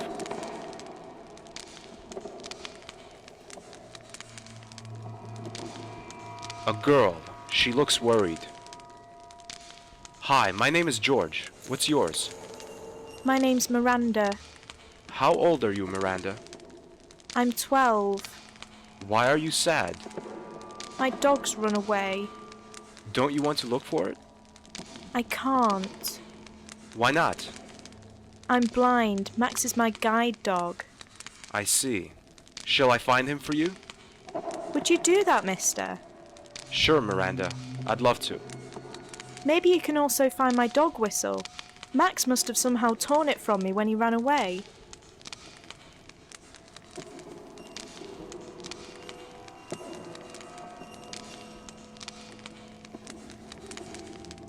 Excuse me. Excuse me. I'm not deaf. What can I do for you? Do you have any idea why this train derailed? No, I haven't. Could it be an attack? What's that supposed to achieve? Injured or maybe even dead people? I don't know. I understand. Have you seen two persons leaving the train? A Latin guy and a tall woman with black hair? If I'd seen them leave the train, I wouldn't be here, don't you think? Okay. Are you okay? I'm fine. I suffered some minor bruises. But if I look around here, I see that I'm one of the luckier ones. Pleased to hear that. Okay, I'll be leaving then. Bye. A middle-aged man. He's unconscious.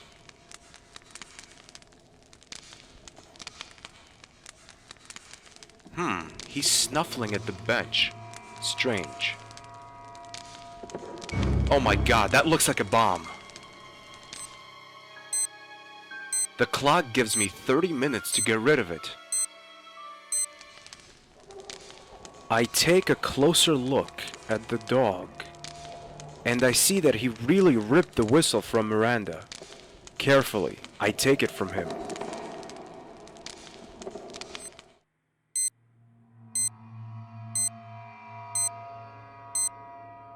I used the pointed side of the dog tag to cut the bomb free from the duct tape that held it to the bench. Even if the thought of a ticking time bomb in my pocket is anything but calming, I must take it. Somebody might trigger the ignition.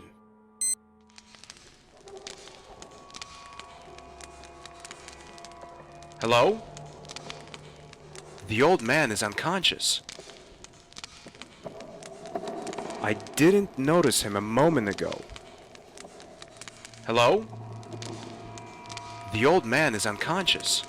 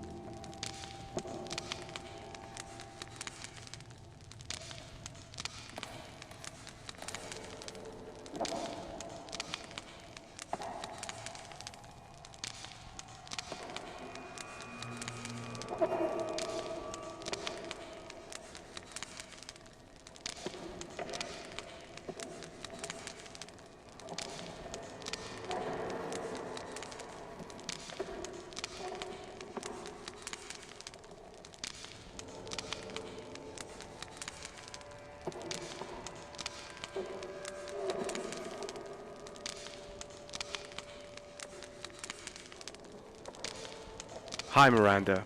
Here's Max back. Oh, thanks very, very much, mister. No problem. If I can do anything for you, just tell me. Okay, I'll do that.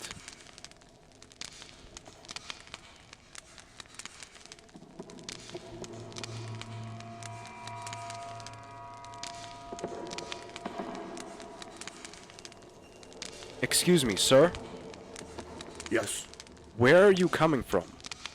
I'm from China. Don't you see that? That's not what I mean. I mean, have you been in the train all the time? Yes, of course. I didn't notice you a moment ago. Impossible. Have you seen a young woman with a Latin guy? Maybe. I don't know. What do you mean, maybe I don't know? I have...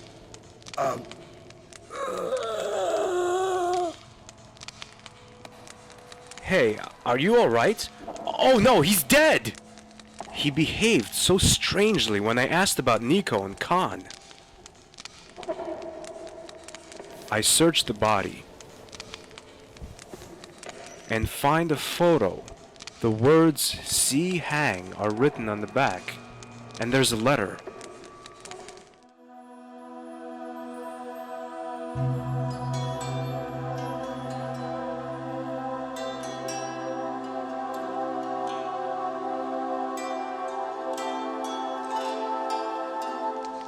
At the end, the letter gets more and more unreadable.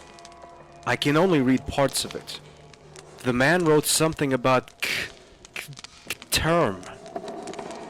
Did he mean the Templars? That wouldn't make sense. What has a Chinese prince got to do with the Templars?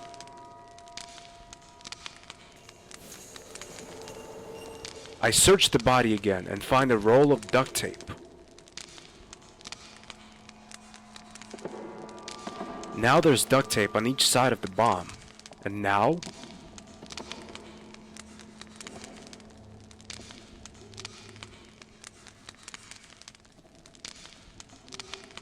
But at a closer look, I see that it's a little bent. There's a small rift in the middle.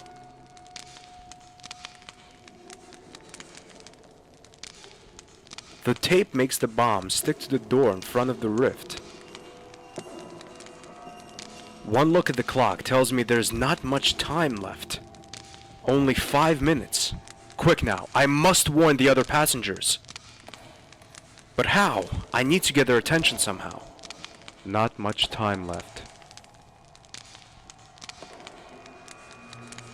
Hi, Miranda. I'm back. Hi, can I help you? Could I borrow your whistle? Of course, here you are. Thanks.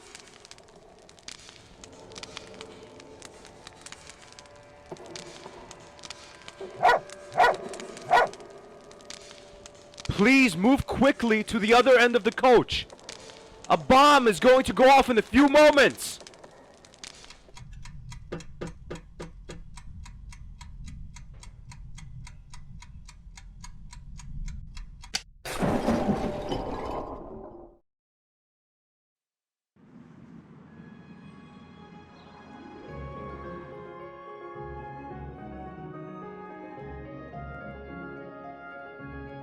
Are you the bartender? No, I'm the Holy St. Peter. Calm down, I'm only asking. And I'm only answering. Okay, so you're the bartender. Aren't you wondering why there are so few people here? Oh, a new pub opened right across the road. Bobby country, how noble. Business has been going down here ever since. Apart from Mike and Stephen over there, not many people find their way into this place. Those two are virtually part of this pub. So, what do you do all day? Not much. I clean the glasses, read newspapers, and do whatever comes up. Sometimes I'm extremely lucky and the dishwasher packs up. So then, I can repair it. What kind of newspapers do you read? I don't care, read whatever. I'd even read a paper that's 5 years old. Have you seen a dark-haired woman with a Latin-looking guy? Is she your wife, son? Well, not yet, but she's my girlfriend. So, you're a couple? You could say that. Then why is she roaming around with that Latin-looking guy, instead of being with you? That's a long story. Listen, I don't want to bore you with the story of my life, so have you seen them? No. Do you know anything about the Templars? Oh, yes indeed, sir, I do. I read a lot and attend seminars, so I learn quite a few things. And I love the Templars. They're my second hobby, so to speak. Yeah, mine too, so to speak. Tell me something about them. A medieval order of knights eradicated by Philip the Fair. In 3 weeks, there's going to be an exhibition about the Templars in Paris. I really must attend, even if my wife will kick up a fuss about it. I am impressed. Do you know whether the Templars can be linked to the Chinese culture?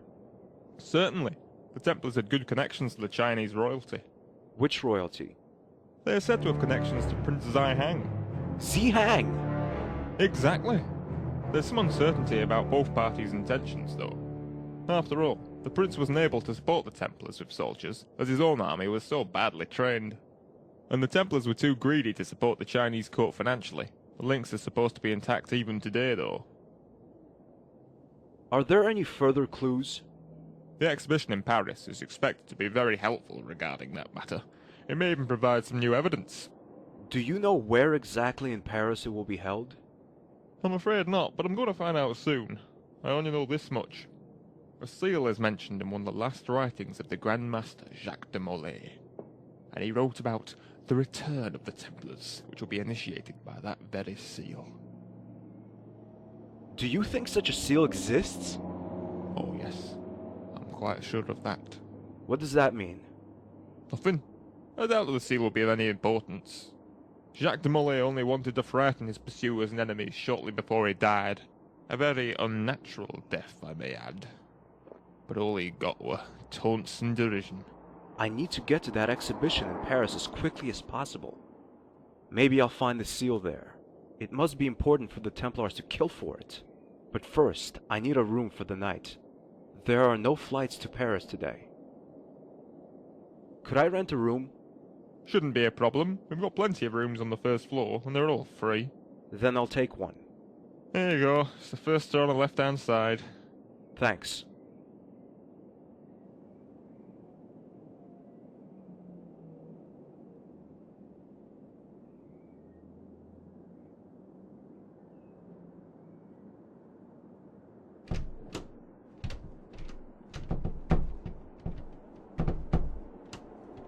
I put the key into the lock. There's a creaking noise and the key slips out of the lock again. Either the bartender gave me the wrong key or the lock is broken.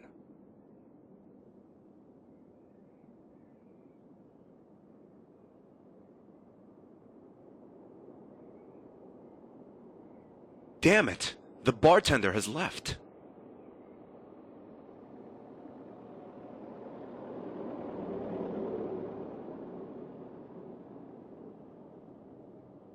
A needle won't hurt.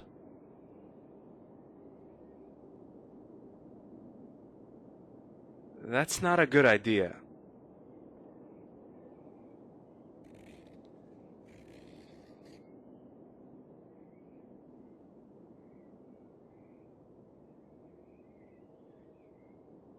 Good afternoon. Cheers, mate. My name is George Stobart. I'm on a trip around Britain. I'm Mike and that's Steve. Do you have any idea where the bartender has gone? Yeah, he went to get himself something to read. Should be back in an hour. Well, who looks after the pub in the meantime? We do.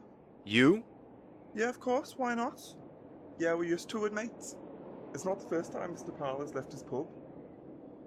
Do you know how I can get into my room? The key doesn't work. A problem we know well.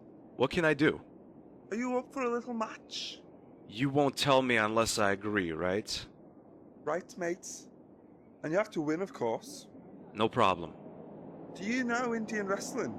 Arm wrestling, you mean? That's what you want to do? Right. Are you ready? Ready. Here we go.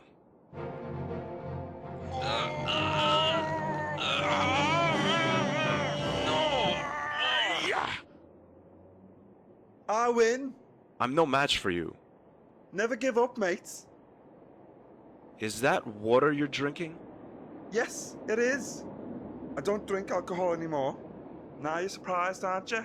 A little. You see, a couple of years ago, I forgot my own children's names. All because of the drinking.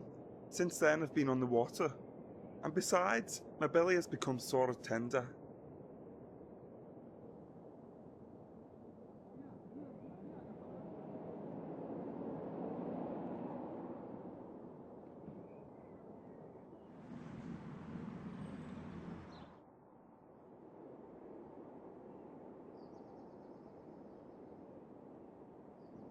There's a variety of small files on the counter. The label reads, laxative. I can't walk into a pharmacy and steal drugs. Good afternoon. Good afternoon, sir. What can I do for you? I wondered if I could get this file over here. That's a laxative. Yes, I know. I've been constipated for days now. What are the exact symptoms? Well... I knew it. Listen, mister. Laxative is free, and you don't even need a prescription for it. Nevertheless, I only hand out laxatives to customers who really need them, and you obviously don't. I scanned this outdated newspaper for something useful, but except a report about a school that was hit by an outbreak of constipation, affecting hundreds of children, there's nothing of interest. Wait a minute. Constipation. Here's something about the symptoms. The children complained about severe pain in the stomach and back. Furthermore, there were complaints about a nasty feeling of nausea. Good afternoon. Good afternoon, sir. What can I do for you?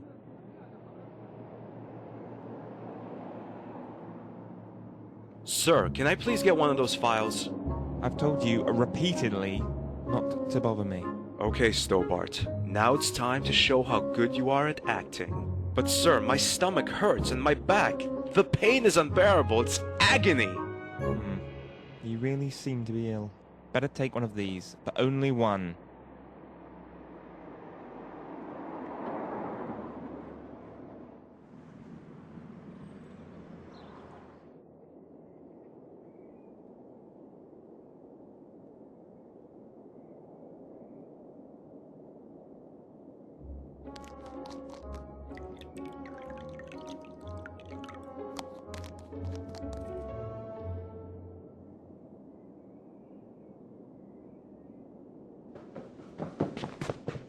Mike runs to the washroom like a scalded cat. The fact that his belly was a little tender has fueled the effect of the laxative. Stephen has run after him.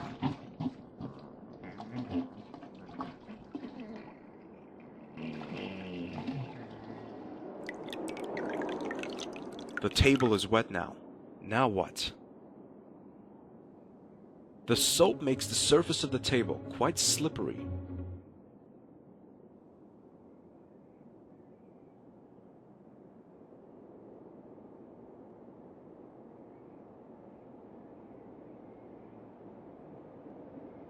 Hey Mike, another match?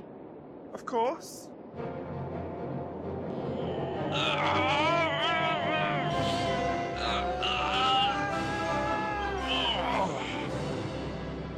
And I'm afraid you lose, Mike. Looks like it. But I could swear my elbow slipped on the table. Come on, Mike. Don't be a sore loser. You're right. I'm probably imagining things. You won fair and square. So, how can I open the door? Just give it a decent kick and it will open alright. That's it? That's it, mate. Thank you, Mike.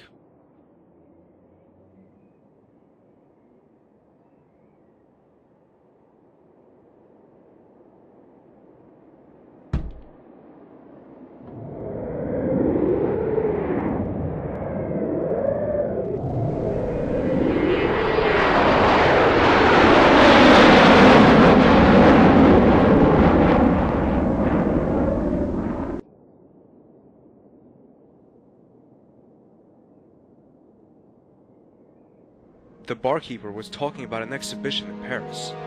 But where could... Come on, Stobart, use your brain. The only museum that comes to mind is the Muse Kroon, but there are two problems.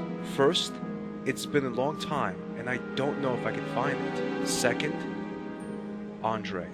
I guess I don't have a choice.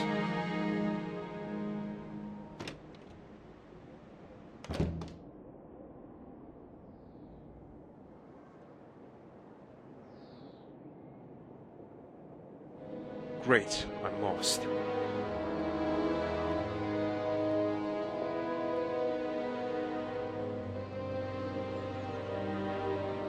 Hi, could you help me? That depends on your question. What's your name? My name is George Stobart. Stobart, 2 B's and 2 T's. What's your name?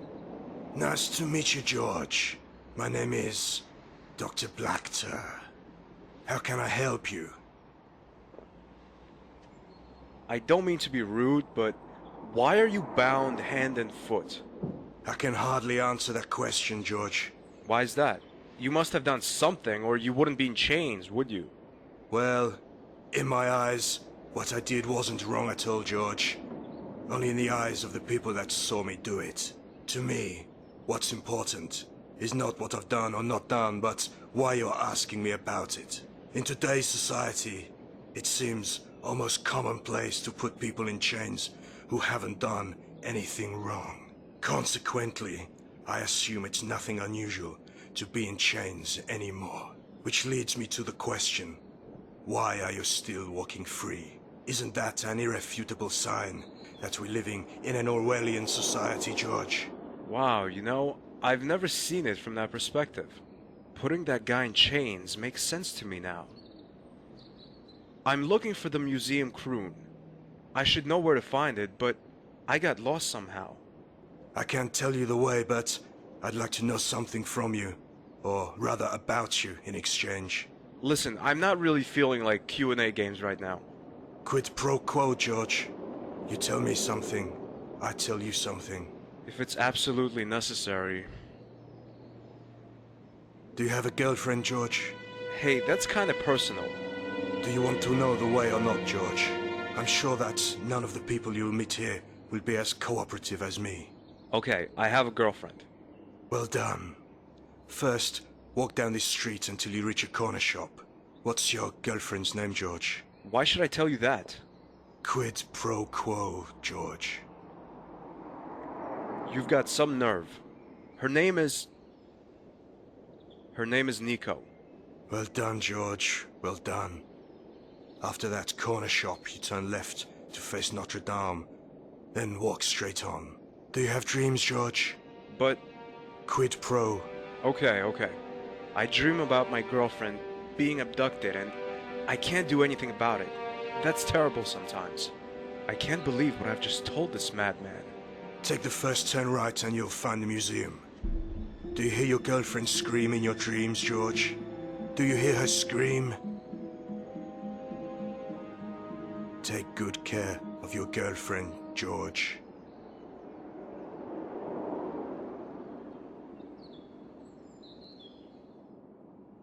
Museum Kroon, closed for refurbishing. Damn it, wait, maybe there's another museum.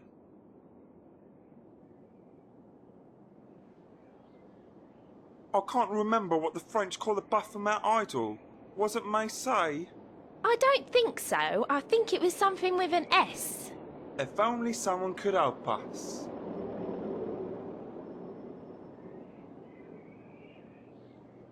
It says that Montfaucon is collecting donations for the Third World next Saturday. The priest invites the congregation to come and listen to the choir sing. That's it! Why didn't I remember the priest sooner? He knew about the Templars when I first came to Paris. Maybe he can help.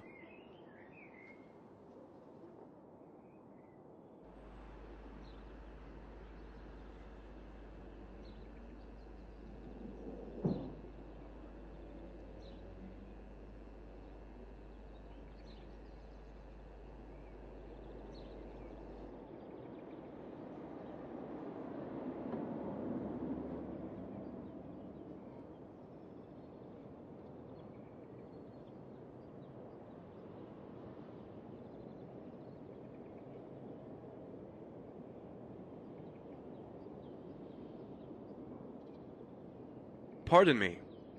Yes, what can I do for you? Can you tell me what the idol of Baphomet used to be called? Baphomet? No, I mean in French. Oh well, let me think. I can't remember, but I remember seeing the name somewhere here in this church. Okay, I'll take a look around. Thanks anyway. You are very welcome.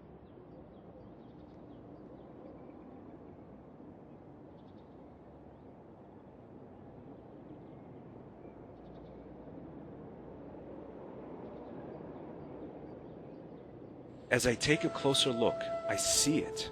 The writing Baphomet below the illustration of Jesus can easily be made out. But there's something written underneath it, much smaller.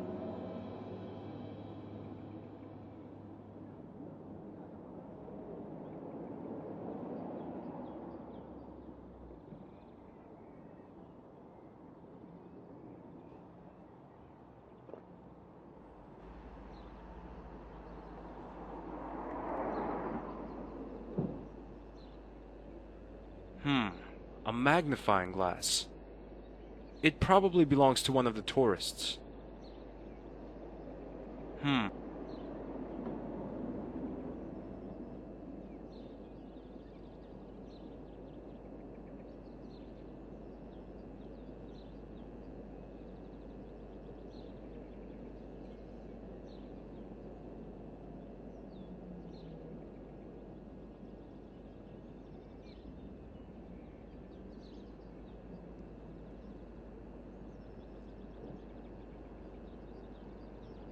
What can I do for you, monsieur?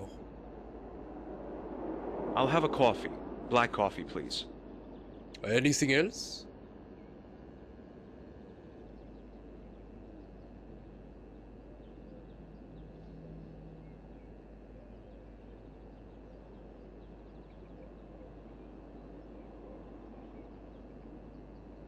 Here we are, sir. A black coffee.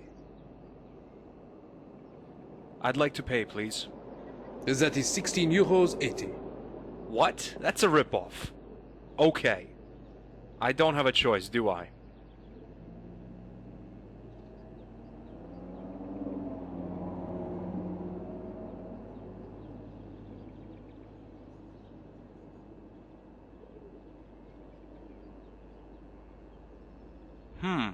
A magnifying glass. It probably belongs to one of the tourists. I wonder if they'll miss it. I guess not.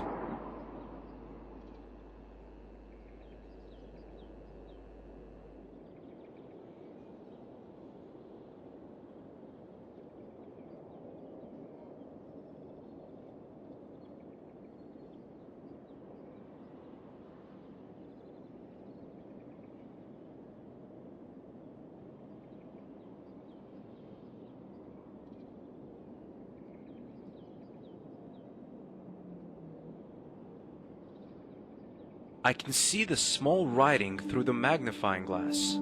It reads Sue. That's it.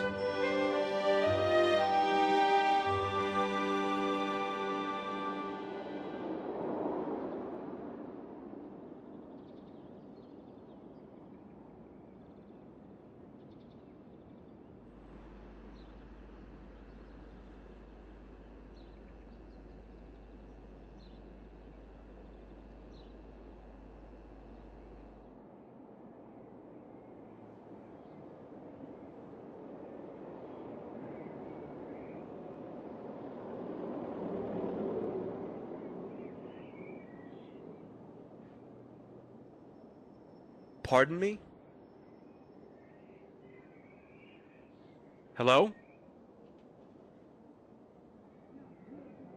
So? That's it. Yes, that's it. Thank you very much.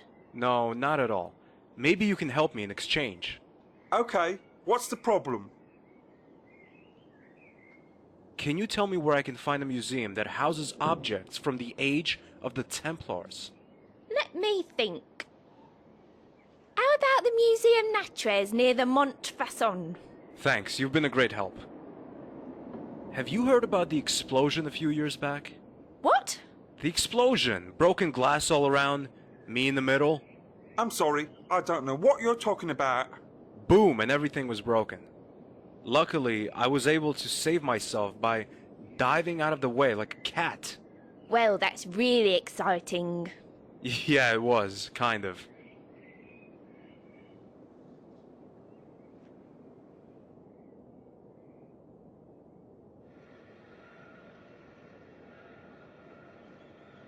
Can you tell me something about...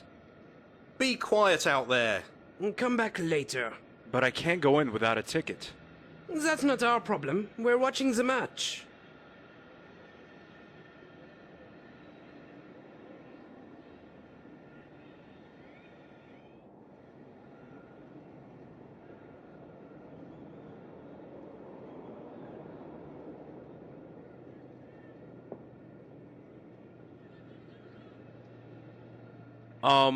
You won't just let me in there, will you? I can't. There's restoration work going on in there. The exhibits will be available in about 2 months.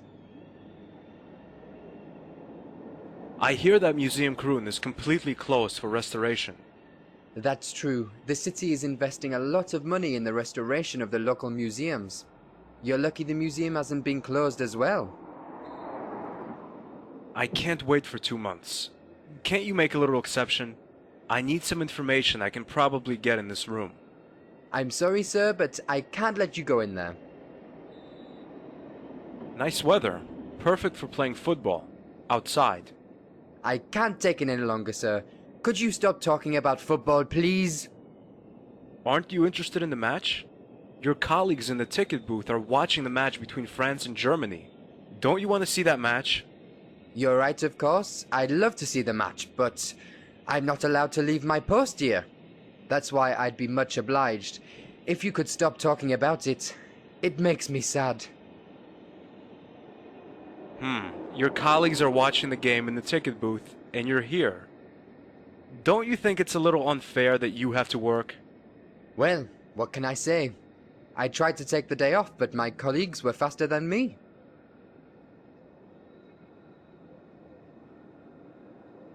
I've tried it the nice and friendly way. Now it's time for a dastardly piece of cunning.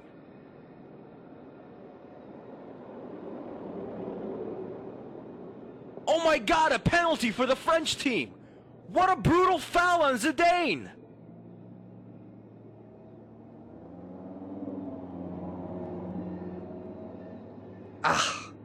I must see that game. Could you take over my post for a minute while I go and watch the penalty? Sure, pleasure. Thank you so much, sir. Don't let anyone in. I'll be back in a minute.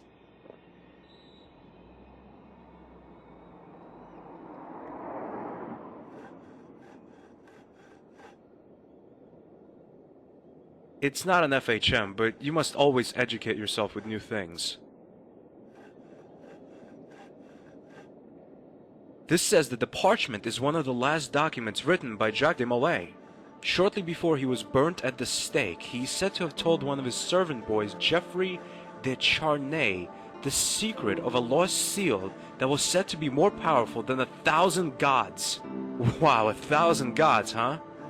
Not just one, but 1,000! It says, Molay instructed Charnay to look for the seal, but before he could find it, he met the same fate as his master. Charnay was burnt alive by the French Inquisition. Although managed to hide the parchment from his enemies, the seal has remained lost to this day. The only trace that the parchment gives leads to is Portugal Tomar, a provincial small town northeast of Lisbon. The Templars' last European stronghold in the 14th century. When Tomar fell and the order was destroyed, the seal disappeared in the confusion of the war. But it is assumed that the seal is still hidden somewhere in the area. The sandy and rocky hills of Tomar are an attractive destination for archaeologists, tourists, and adventurous treasure seekers. That must be it. Tomar! Pardon? Nothing. It's alright. Stobart, you are fantastic. First, you got rid of the Watchmen, and now you even know your next destination, Portugal.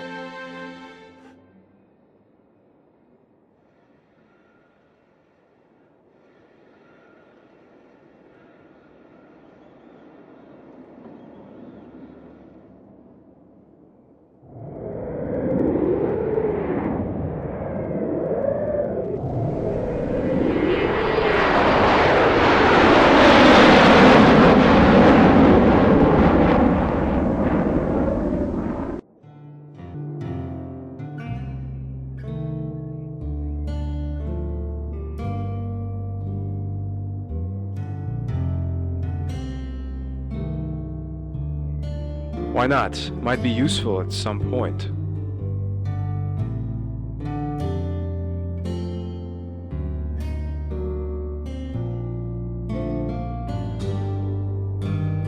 Seen from close range, the watch doesn't look as cheap anymore. There's an engraving. Ilak al-Kalb? That rings a bell somewhere.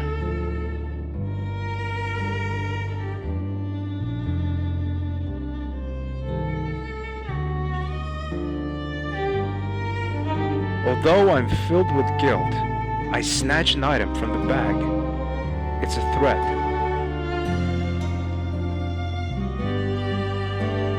Hi, my name is George. Ah!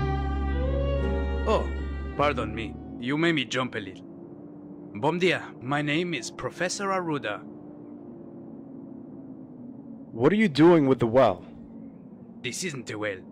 It's an antique cistern. Cistern? What's that? Holy mother. It's an underground container for rainwater. And what is it that you're doing with this cistern? I'm examining it. I can see that, but why? I'm an archaeologist, and I'm about to make a really important discovery. What discovery is that? Are you interested in history? About a year ago, I would have asked myself the same question until this thing with the Templars happened.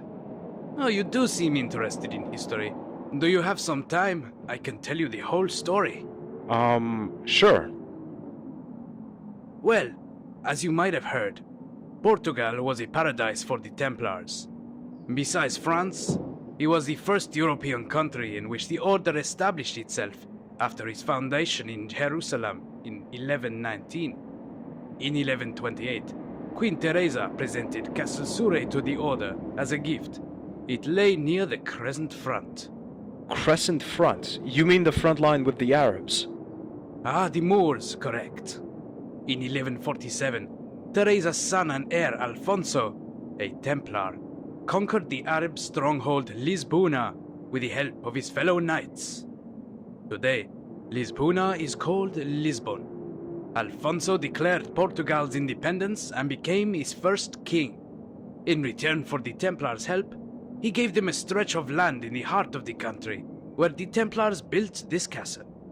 At the time, the Order's Grand Master was a man named Gualdim Pace, sometimes known as Galdinus.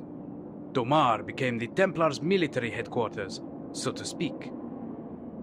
What happened then? In 1291, the last Christian bastions in the Holy Land fell, and the Europeans blamed the Templars. Trouble was at hand for the Order.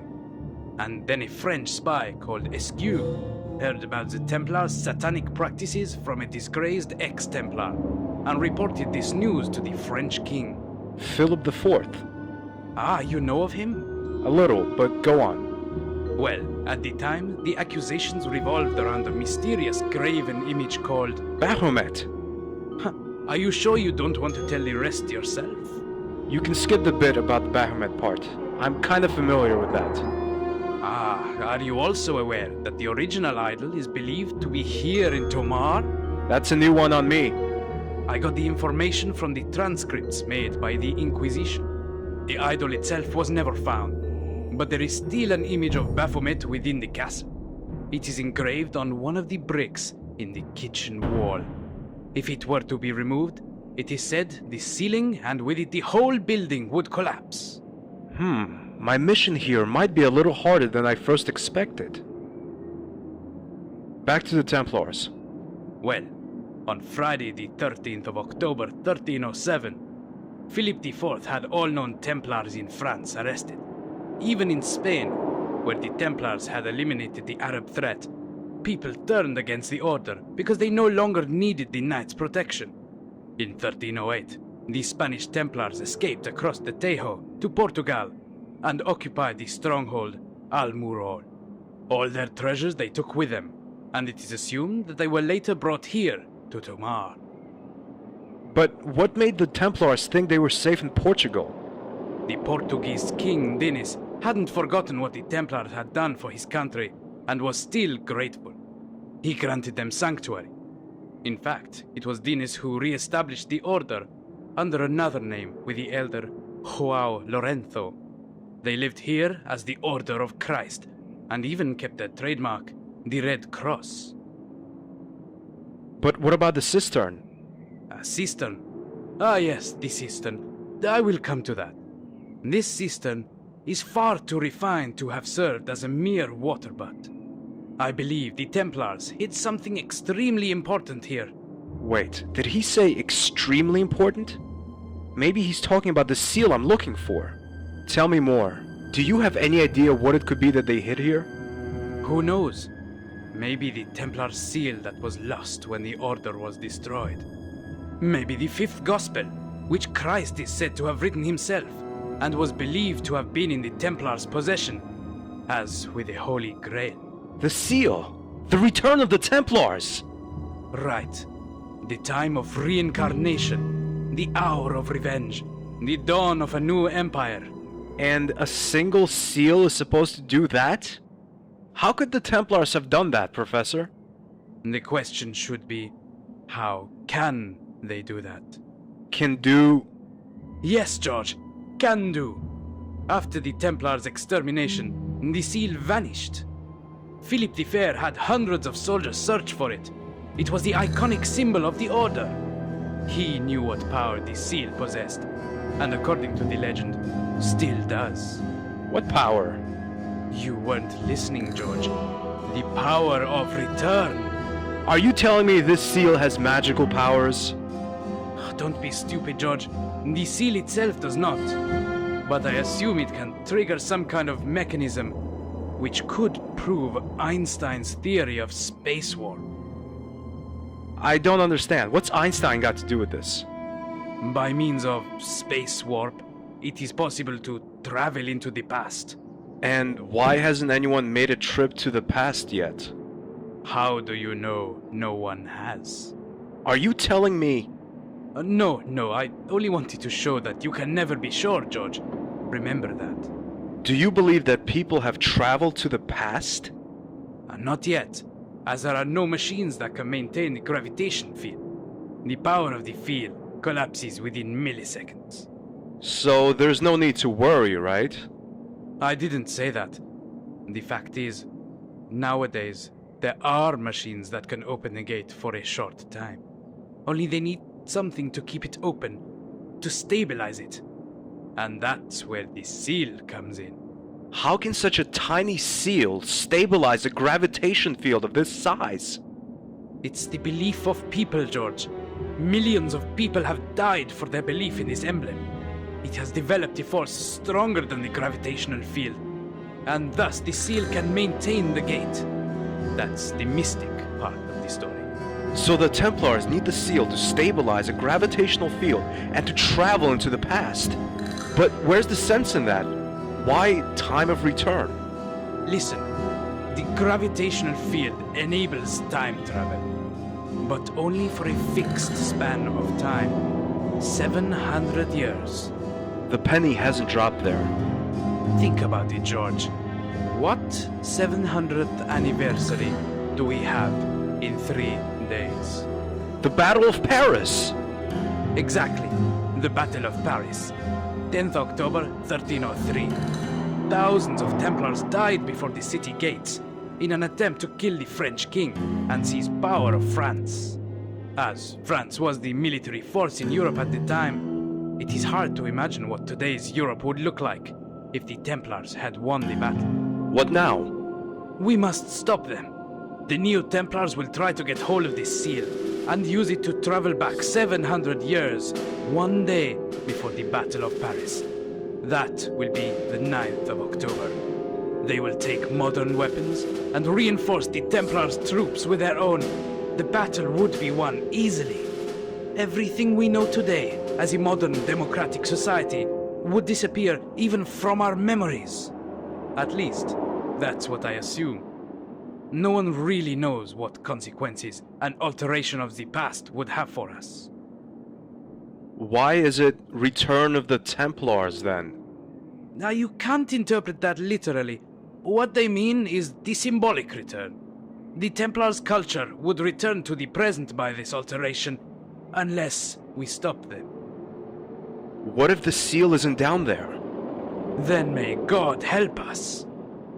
So what are we waiting for? Let's climb in, get that thing up here, and save the world! I don't think so. The Portuguese Ministry of Cultural Affairs has forbidden any excavations on this site. What? But why? Who knows? But the fact is, I can't go down there, and neither can you. What if you happen to doze off for a while, and a total stranger to you, say an American tourist, fell into the hole in a totally unintended and still careful way, and once down there he found... Forget it. I appreciate scientific spirit, but I will abide by the law. But we're talking about our future, Professor, and you want to go by the law?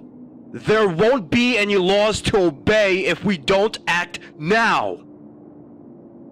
Is there really nothing that could make you leave the hole for a minute? I'm afraid not. Damn. Can you tell me something?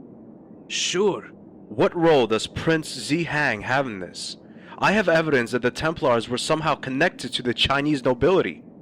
That's true. Jacques de Molay asked Prince Dorima Cha II for 100,000 soldiers. And if he had got them, they might have changed the course of the battle, though it would still have been very close and probably bloody. He didn't get them? No. The prince doubted Molay's loyalty, and after the negotiations, he dropped the Grand Master like a hot potato. De Molay swore revenge, but it all came out differently. I assume today's Templars want to take revenge on the Chinese nobility for the treason. For treason, they feel it was. Only nobody knows exactly where the core of the old nobility is now. Okay, I'll take a look around. Sim, por favor.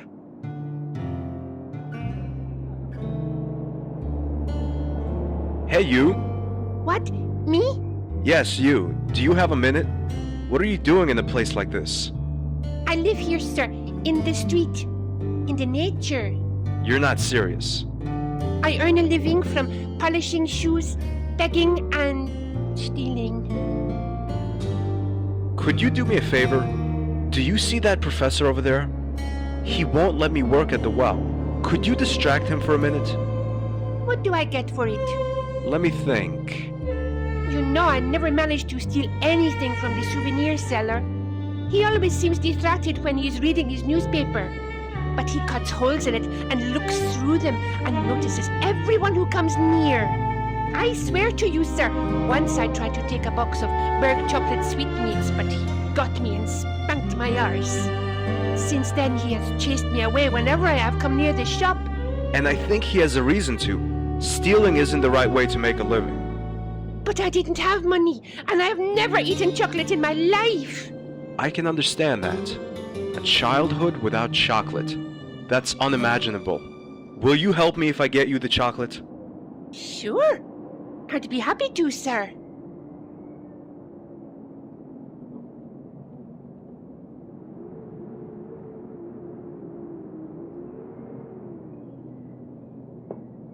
That doesn't work.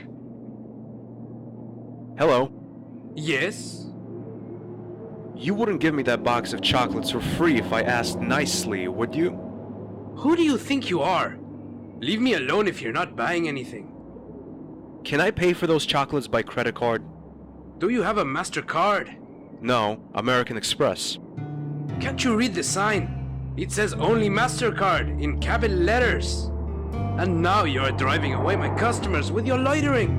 Mister, you could be a bit more polite.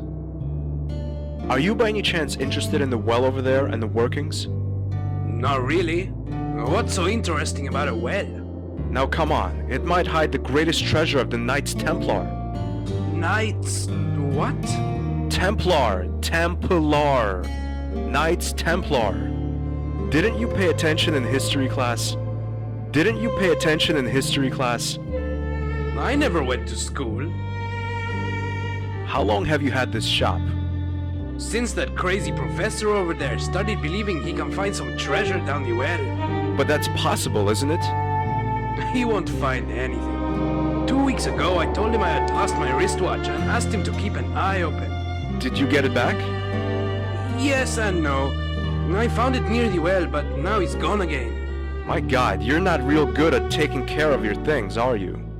That's not easy if you have to watch the shop all the time because some brat wants to mess about with your goods. I even cut holes in my newspapers so I can see what's going on while those thieves think I'm reading. Have you caught anyone yet? Certainly. That brat over there tried to steal a box of chocolates. I caught him and spanked his ass like in the good old times. Maybe I can find your watch. If you want to look for it, fine. I've stopped looking for it a few days ago. I'll only lose it again.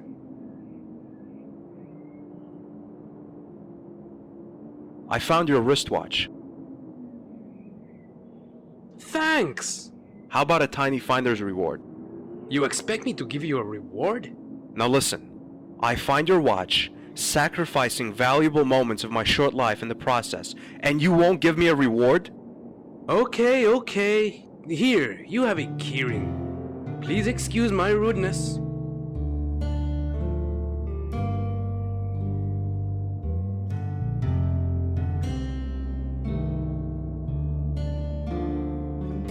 Oh no. It's some kind of science magazine. Main subject, bone findings in Israel. Sounds interesting. Hi, it's me again.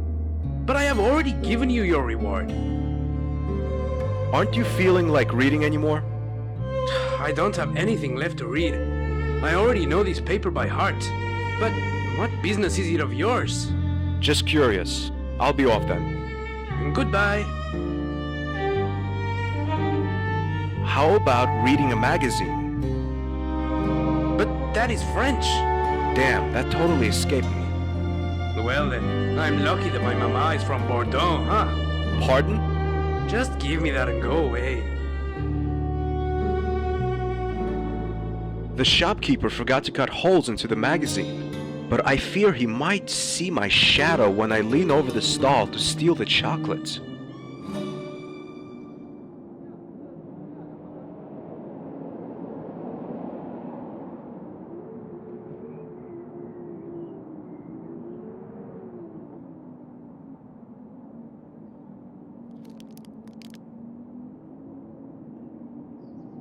Great! I have the chocolate.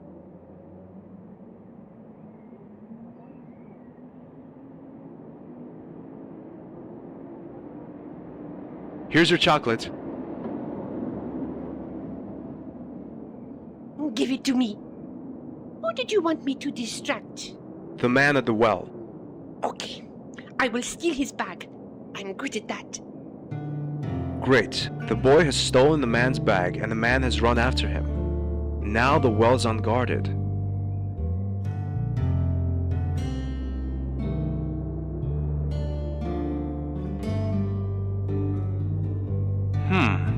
It goes down about 4 meters, but as the inside of the well's rough, I can get my hands into the gaps and get in or out without too much trouble.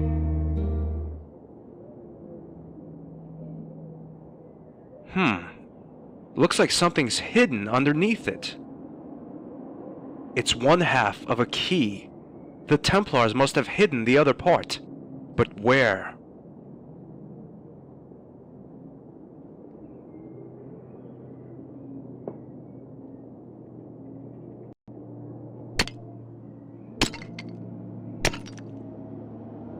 Having finished off the brick with the screwdriver, the second half of the key is revealed.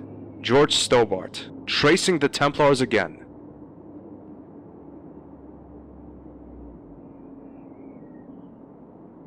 Yes, that's it!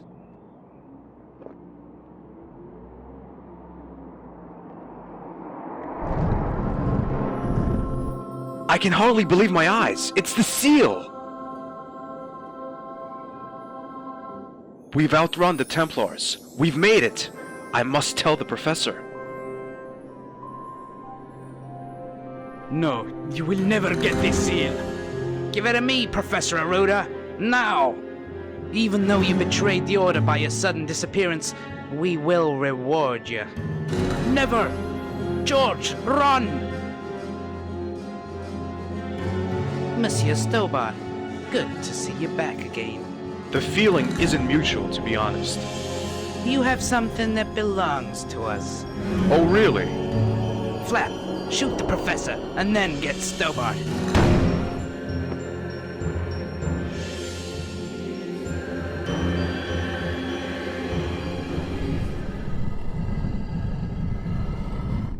A long flight of stairs. I guess it leads outside, to city.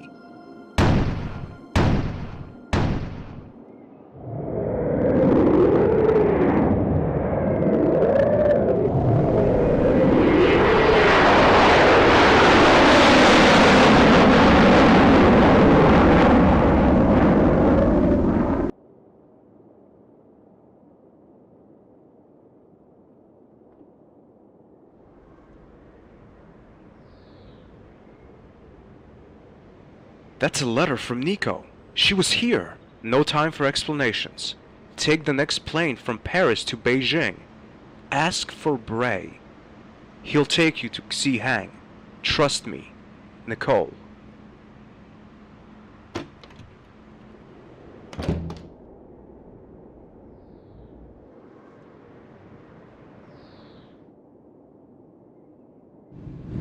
Good evening, ladies and gentlemen. My name is Jacques Beaumelu, and I'm your captain for this flight.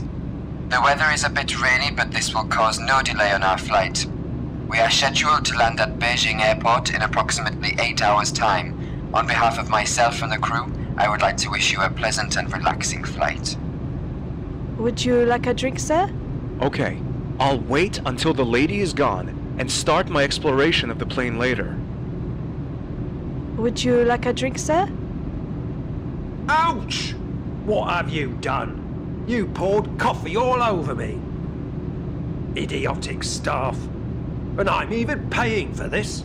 Oh, I'm sorry. How stupid of me. Please let me clean this up.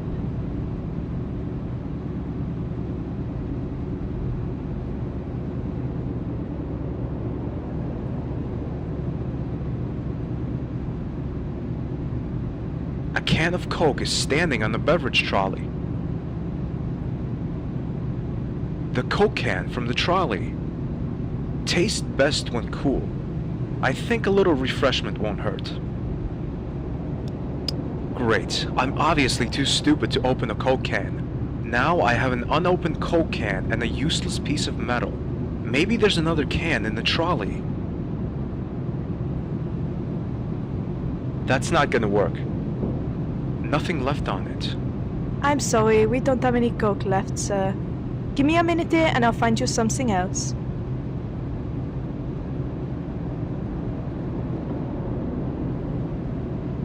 Good evening, my name is Stobart. George Stobart. Oh, my name is Braun. Sigmund Braun. Are you the captain? Not really. Just a passenger like you, I guess. If I were the captain, you could probably tell from my uniform. Oh, please pardon me.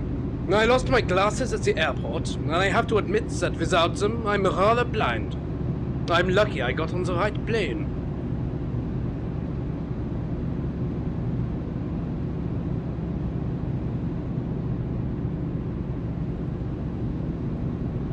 Hello. Are you enjoying the flight? Oh, who are you? I lost my glasses in the airport. I'm your steward on this flight. Is there anything you need? Would you like a drink, maybe? No, thank you. What do you have? Just name it. Oh, some fruit juice will do for the moment. Sure thing.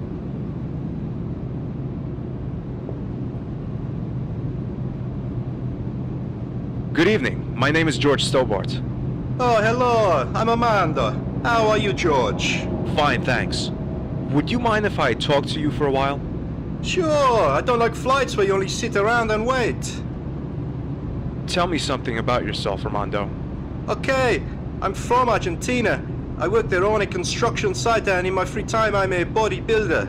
That's my passion. Sounds interesting. What are you doing here in France? I'm on my way to a huge contest. Boy, if I win that, I can retire. Good luck then. You know, I used to be just as muscular as you are. It's a lie, but a little bragging won't hurt anyone. Really? Well, not much left of it. Sorry, George. Just kidding. Alright, let's leave it at that. See you later. Ciao.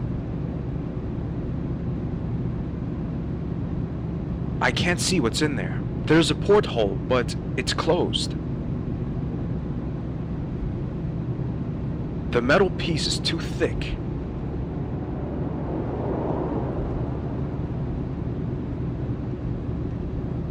Hey, Armando. Ah, hello, George. Could you do me a favor? Depends on the favor. Well, I was wondering if you could bend this piece of metal. I guess so. If you get me something to drink first, I'm so dehydrated and the stewardess isn't coming. By coincidence, I have a can of Coke. The problem is, I can't open it. Let me see. No problem for me.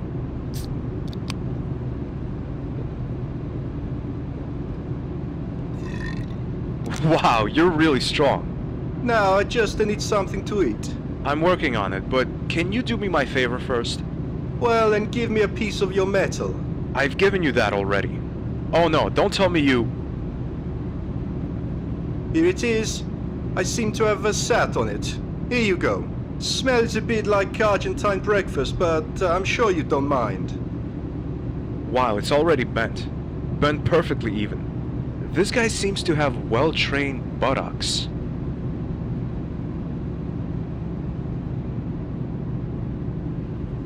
There we go. Open.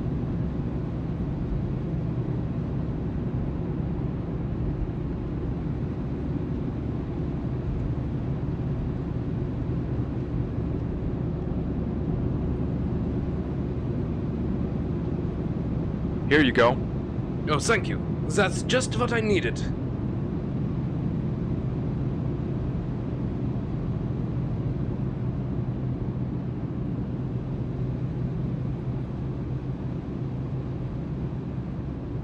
That's not a good idea.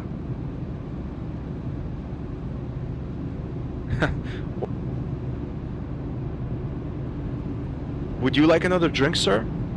Oh yes. Can I have another fruit juice, please? Here you go. Thank you.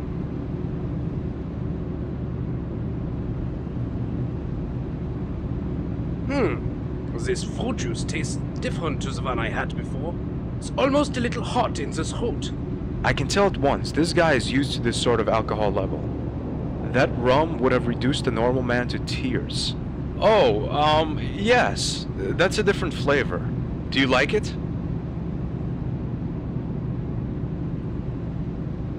Can you get me a bottle of that? I'd be glad to.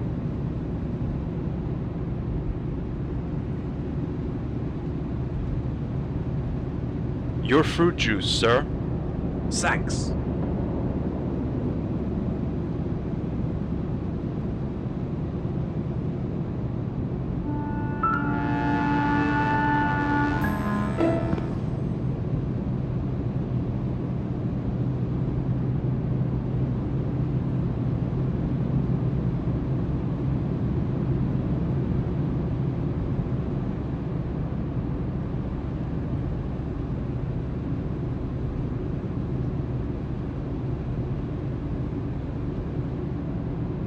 Is this the first time you've traveled by air?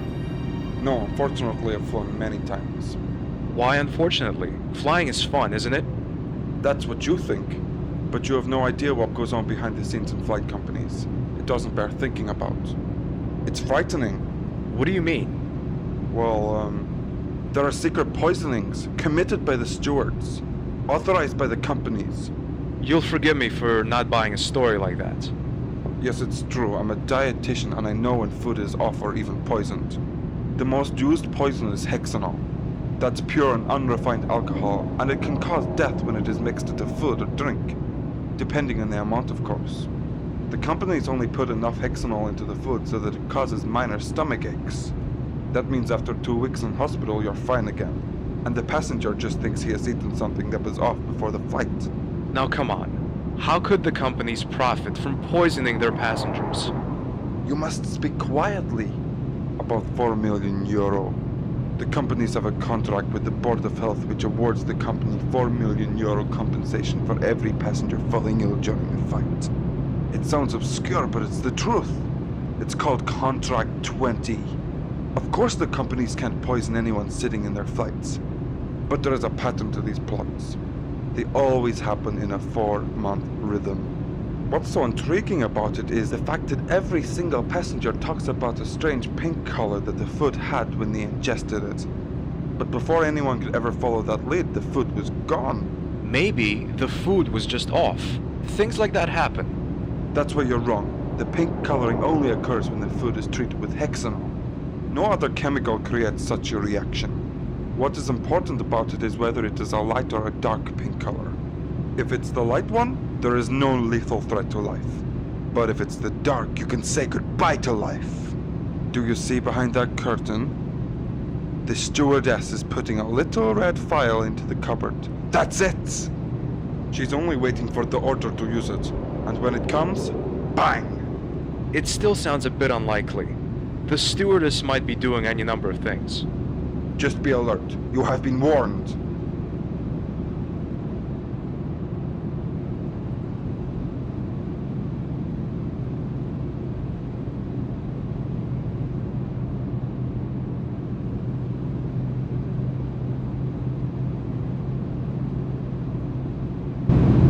I wonder what the in-flight magazine has on offer. Is your drink, sir? But I didn't order anything. Oh, your neighbor in the next seat did that for you. Good evening. My name is Monsieur Bray. I felt obliged to buy you a drink as a courtesy. Oh, I'm sorry. I don't drink alcohol. Are you sure? It's really good. I'm sorry, but if you like it, feel free to drink it yourself. Oh, no. I've had 2 already. As you wish, monsieur.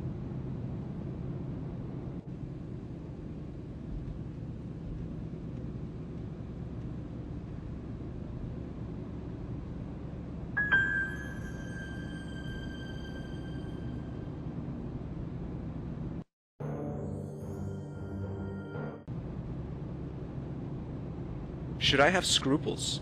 Yes, but I take the money away.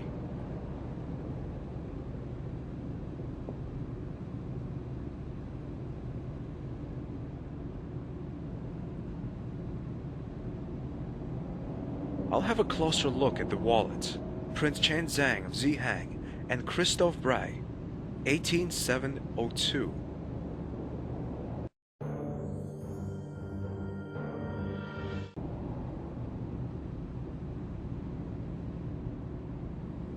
Let's see what else is in there. This man wanted to kill me so I don't find the boy. But if Bray is on that photograph with the prince, it means that I'm coming too late. The only thing they need now is the seal. Lucky I have it. Thank you, Stobart. Please follow me to the toilet without causing too much of a stir. Okay, but I warn you, I get claustrophobic in small rooms. You have the steel. Destroy it now. What are you talking about? I'm not a Templar. Now come on, I might have had some blows to my head in my life, but please don't expect me to be that stupid. I've seen your member's badge. You obviously think that only the Neo-Templars have spies. So you're saying that you haven't promised your loyalty to the Templars, but you're operating against them instead? You could say that. Then who do you work for? I am employed by the French Secret Service. And what do you want from me, or the Templars? That's a long story. I've got time. You said you were claustrophobic. I am. But usually, only in old Syrian caves, with a single exit and a door mechanism buried in the wall. Wow, I have that too. Anyway, we've been investigating against the Neo-Templars for more than 7 years. The allegations are suspicion of mass murder, forming an illegal cult, as well as drug abuse. But so far we haven't been successful. We couldn't prove anything. The evidence would always vanish before a trial could be set up. That is, until we found out that your friend Nicole Collard was working against the Templars for personal reasons. We established contact with your friend. She told us you had traveled back to the US. Furthermore, she was able to provide us with valuable information about the Templars. We infiltrated her into the Order as an informer, so she could find out more about them. Wait a minute. Nico told me she joined the Templars to free her uncle from the influence. That's true. That was one of the mission objectives. Her uncle was the only contact we had to the Order. But at some point, he broke off all communication. It was helpful for us that it was her uncle. Because of this, she was ready to work for us as a spy. It worked out very well until she got the mission from the Templars to prove her loyalty. She was ordered to kill the foremost enemy of the Templars, the mayor of Paris. So what was in the papers was really true? No, she wasn't prepared to do it. She wanted to escape with her uncle and the evidence, but somehow she was discovered. She had to leave her uncle behind, but she managed to get us some good evidence on them. One piece of evidence she produced was the lead about the time travel. You have been busy to follow. Anyway, your girlfriend recommended we ask for your help in this matter. However, at the time, Miss Collard was already being watched around the clock. So we had to think of something. We made her disappear for a couple of days. What's more, we sent a message to you, saying your girlfriend had died. Since the Templars were intercepting her mail, they believe she was dead and called off their observation. Although this may have deceived you as well, Monsieur Stobart, it served its purpose because, thank God, it made you come to us without the Templars noticing. Or at least, they didn't notice right away. When you arrived and the Templars had stopped tracking your friend, we allowed her to return to her old life. Of course, she couldn't tell you anything about our plans, because if the Templars had caught you, which they did, they could have tortured everything out of you. That would have destroyed all our efforts. Where's Nico now? I'll come to that. Nevertheless, we always had an eye on you. We couldn't protect you from being captured, but I was there all the time. For example, in the derailed underground you, Khan, and Miss Collard were in. We bribed the technicians and the train driver to make the train derail in a controlled manner and give you a chance to escape. Hey, we could have died. No, that's not true. The train was going about 14 miles an hour.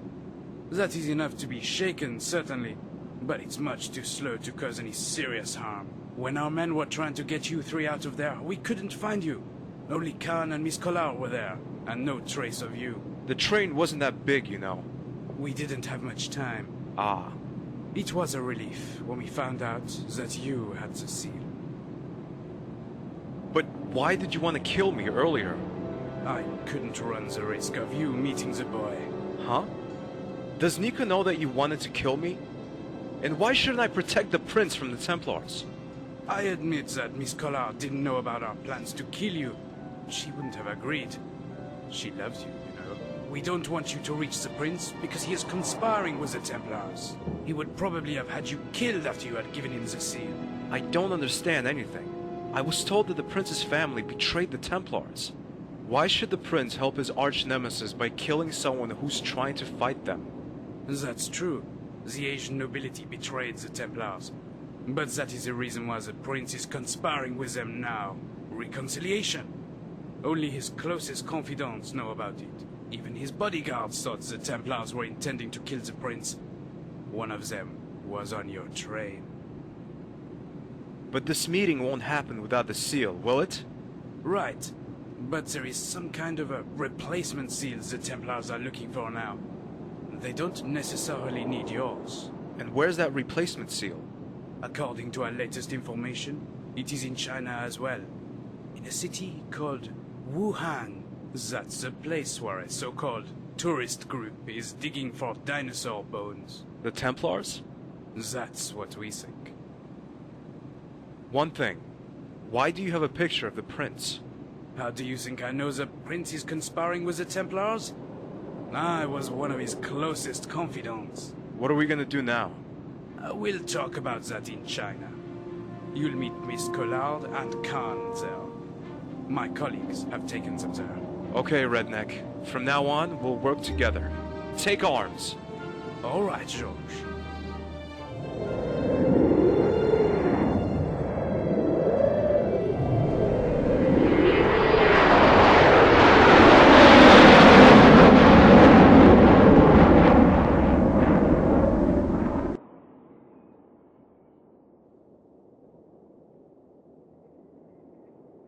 We don't have much time left.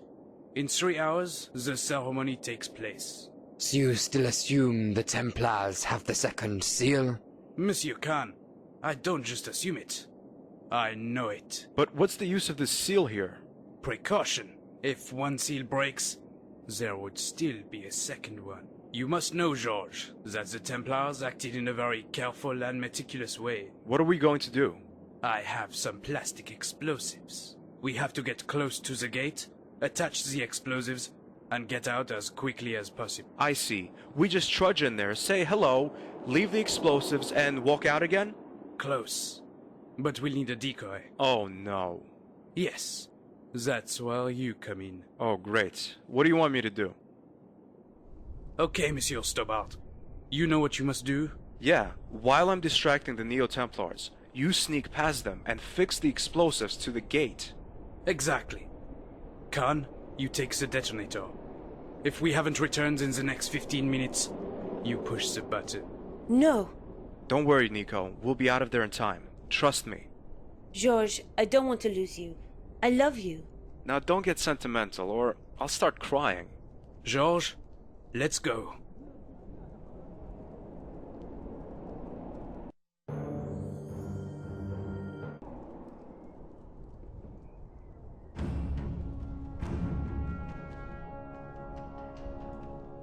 I don't know what it is, but something tells me I should pick up this rock.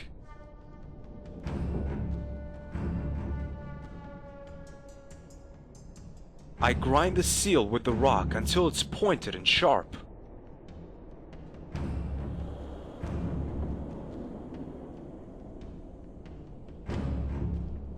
We've been expecting you. You miserable traitor! No, George. Better to call me Savior of the world. You'll get us killed! You're insane! What's happened to your cool and superior behavior, Senor Stobart? I tend to get a little nervous when I'm facing people with an extreme form of megalomania. I'd like to have this seal now, Senor Stobart. But you already have it. Don't be a fool. To open the door, I need more than just the one I have. For generations, the Templar possessed only one seal, even though the legend talks about 2 seals. Pardon? Well, I used you for my purposes. When you entered the game, we had the chance to discover the 2nd seal. Unfortunately, you came to the excavation site when I was about to take the Holy Cross. So, what you told me at the wall were lies? Not at all. Everything I told you was true, apart from the fact that there exist 2 seals, and that both are needed to carry out the ceremony. And why did you feign your own death? We thought we could play around with you a little. Your research has been very enlightening and amusing at the same time. And now you're here. Incredible! And now, George, I'd like to have the 2nd seal.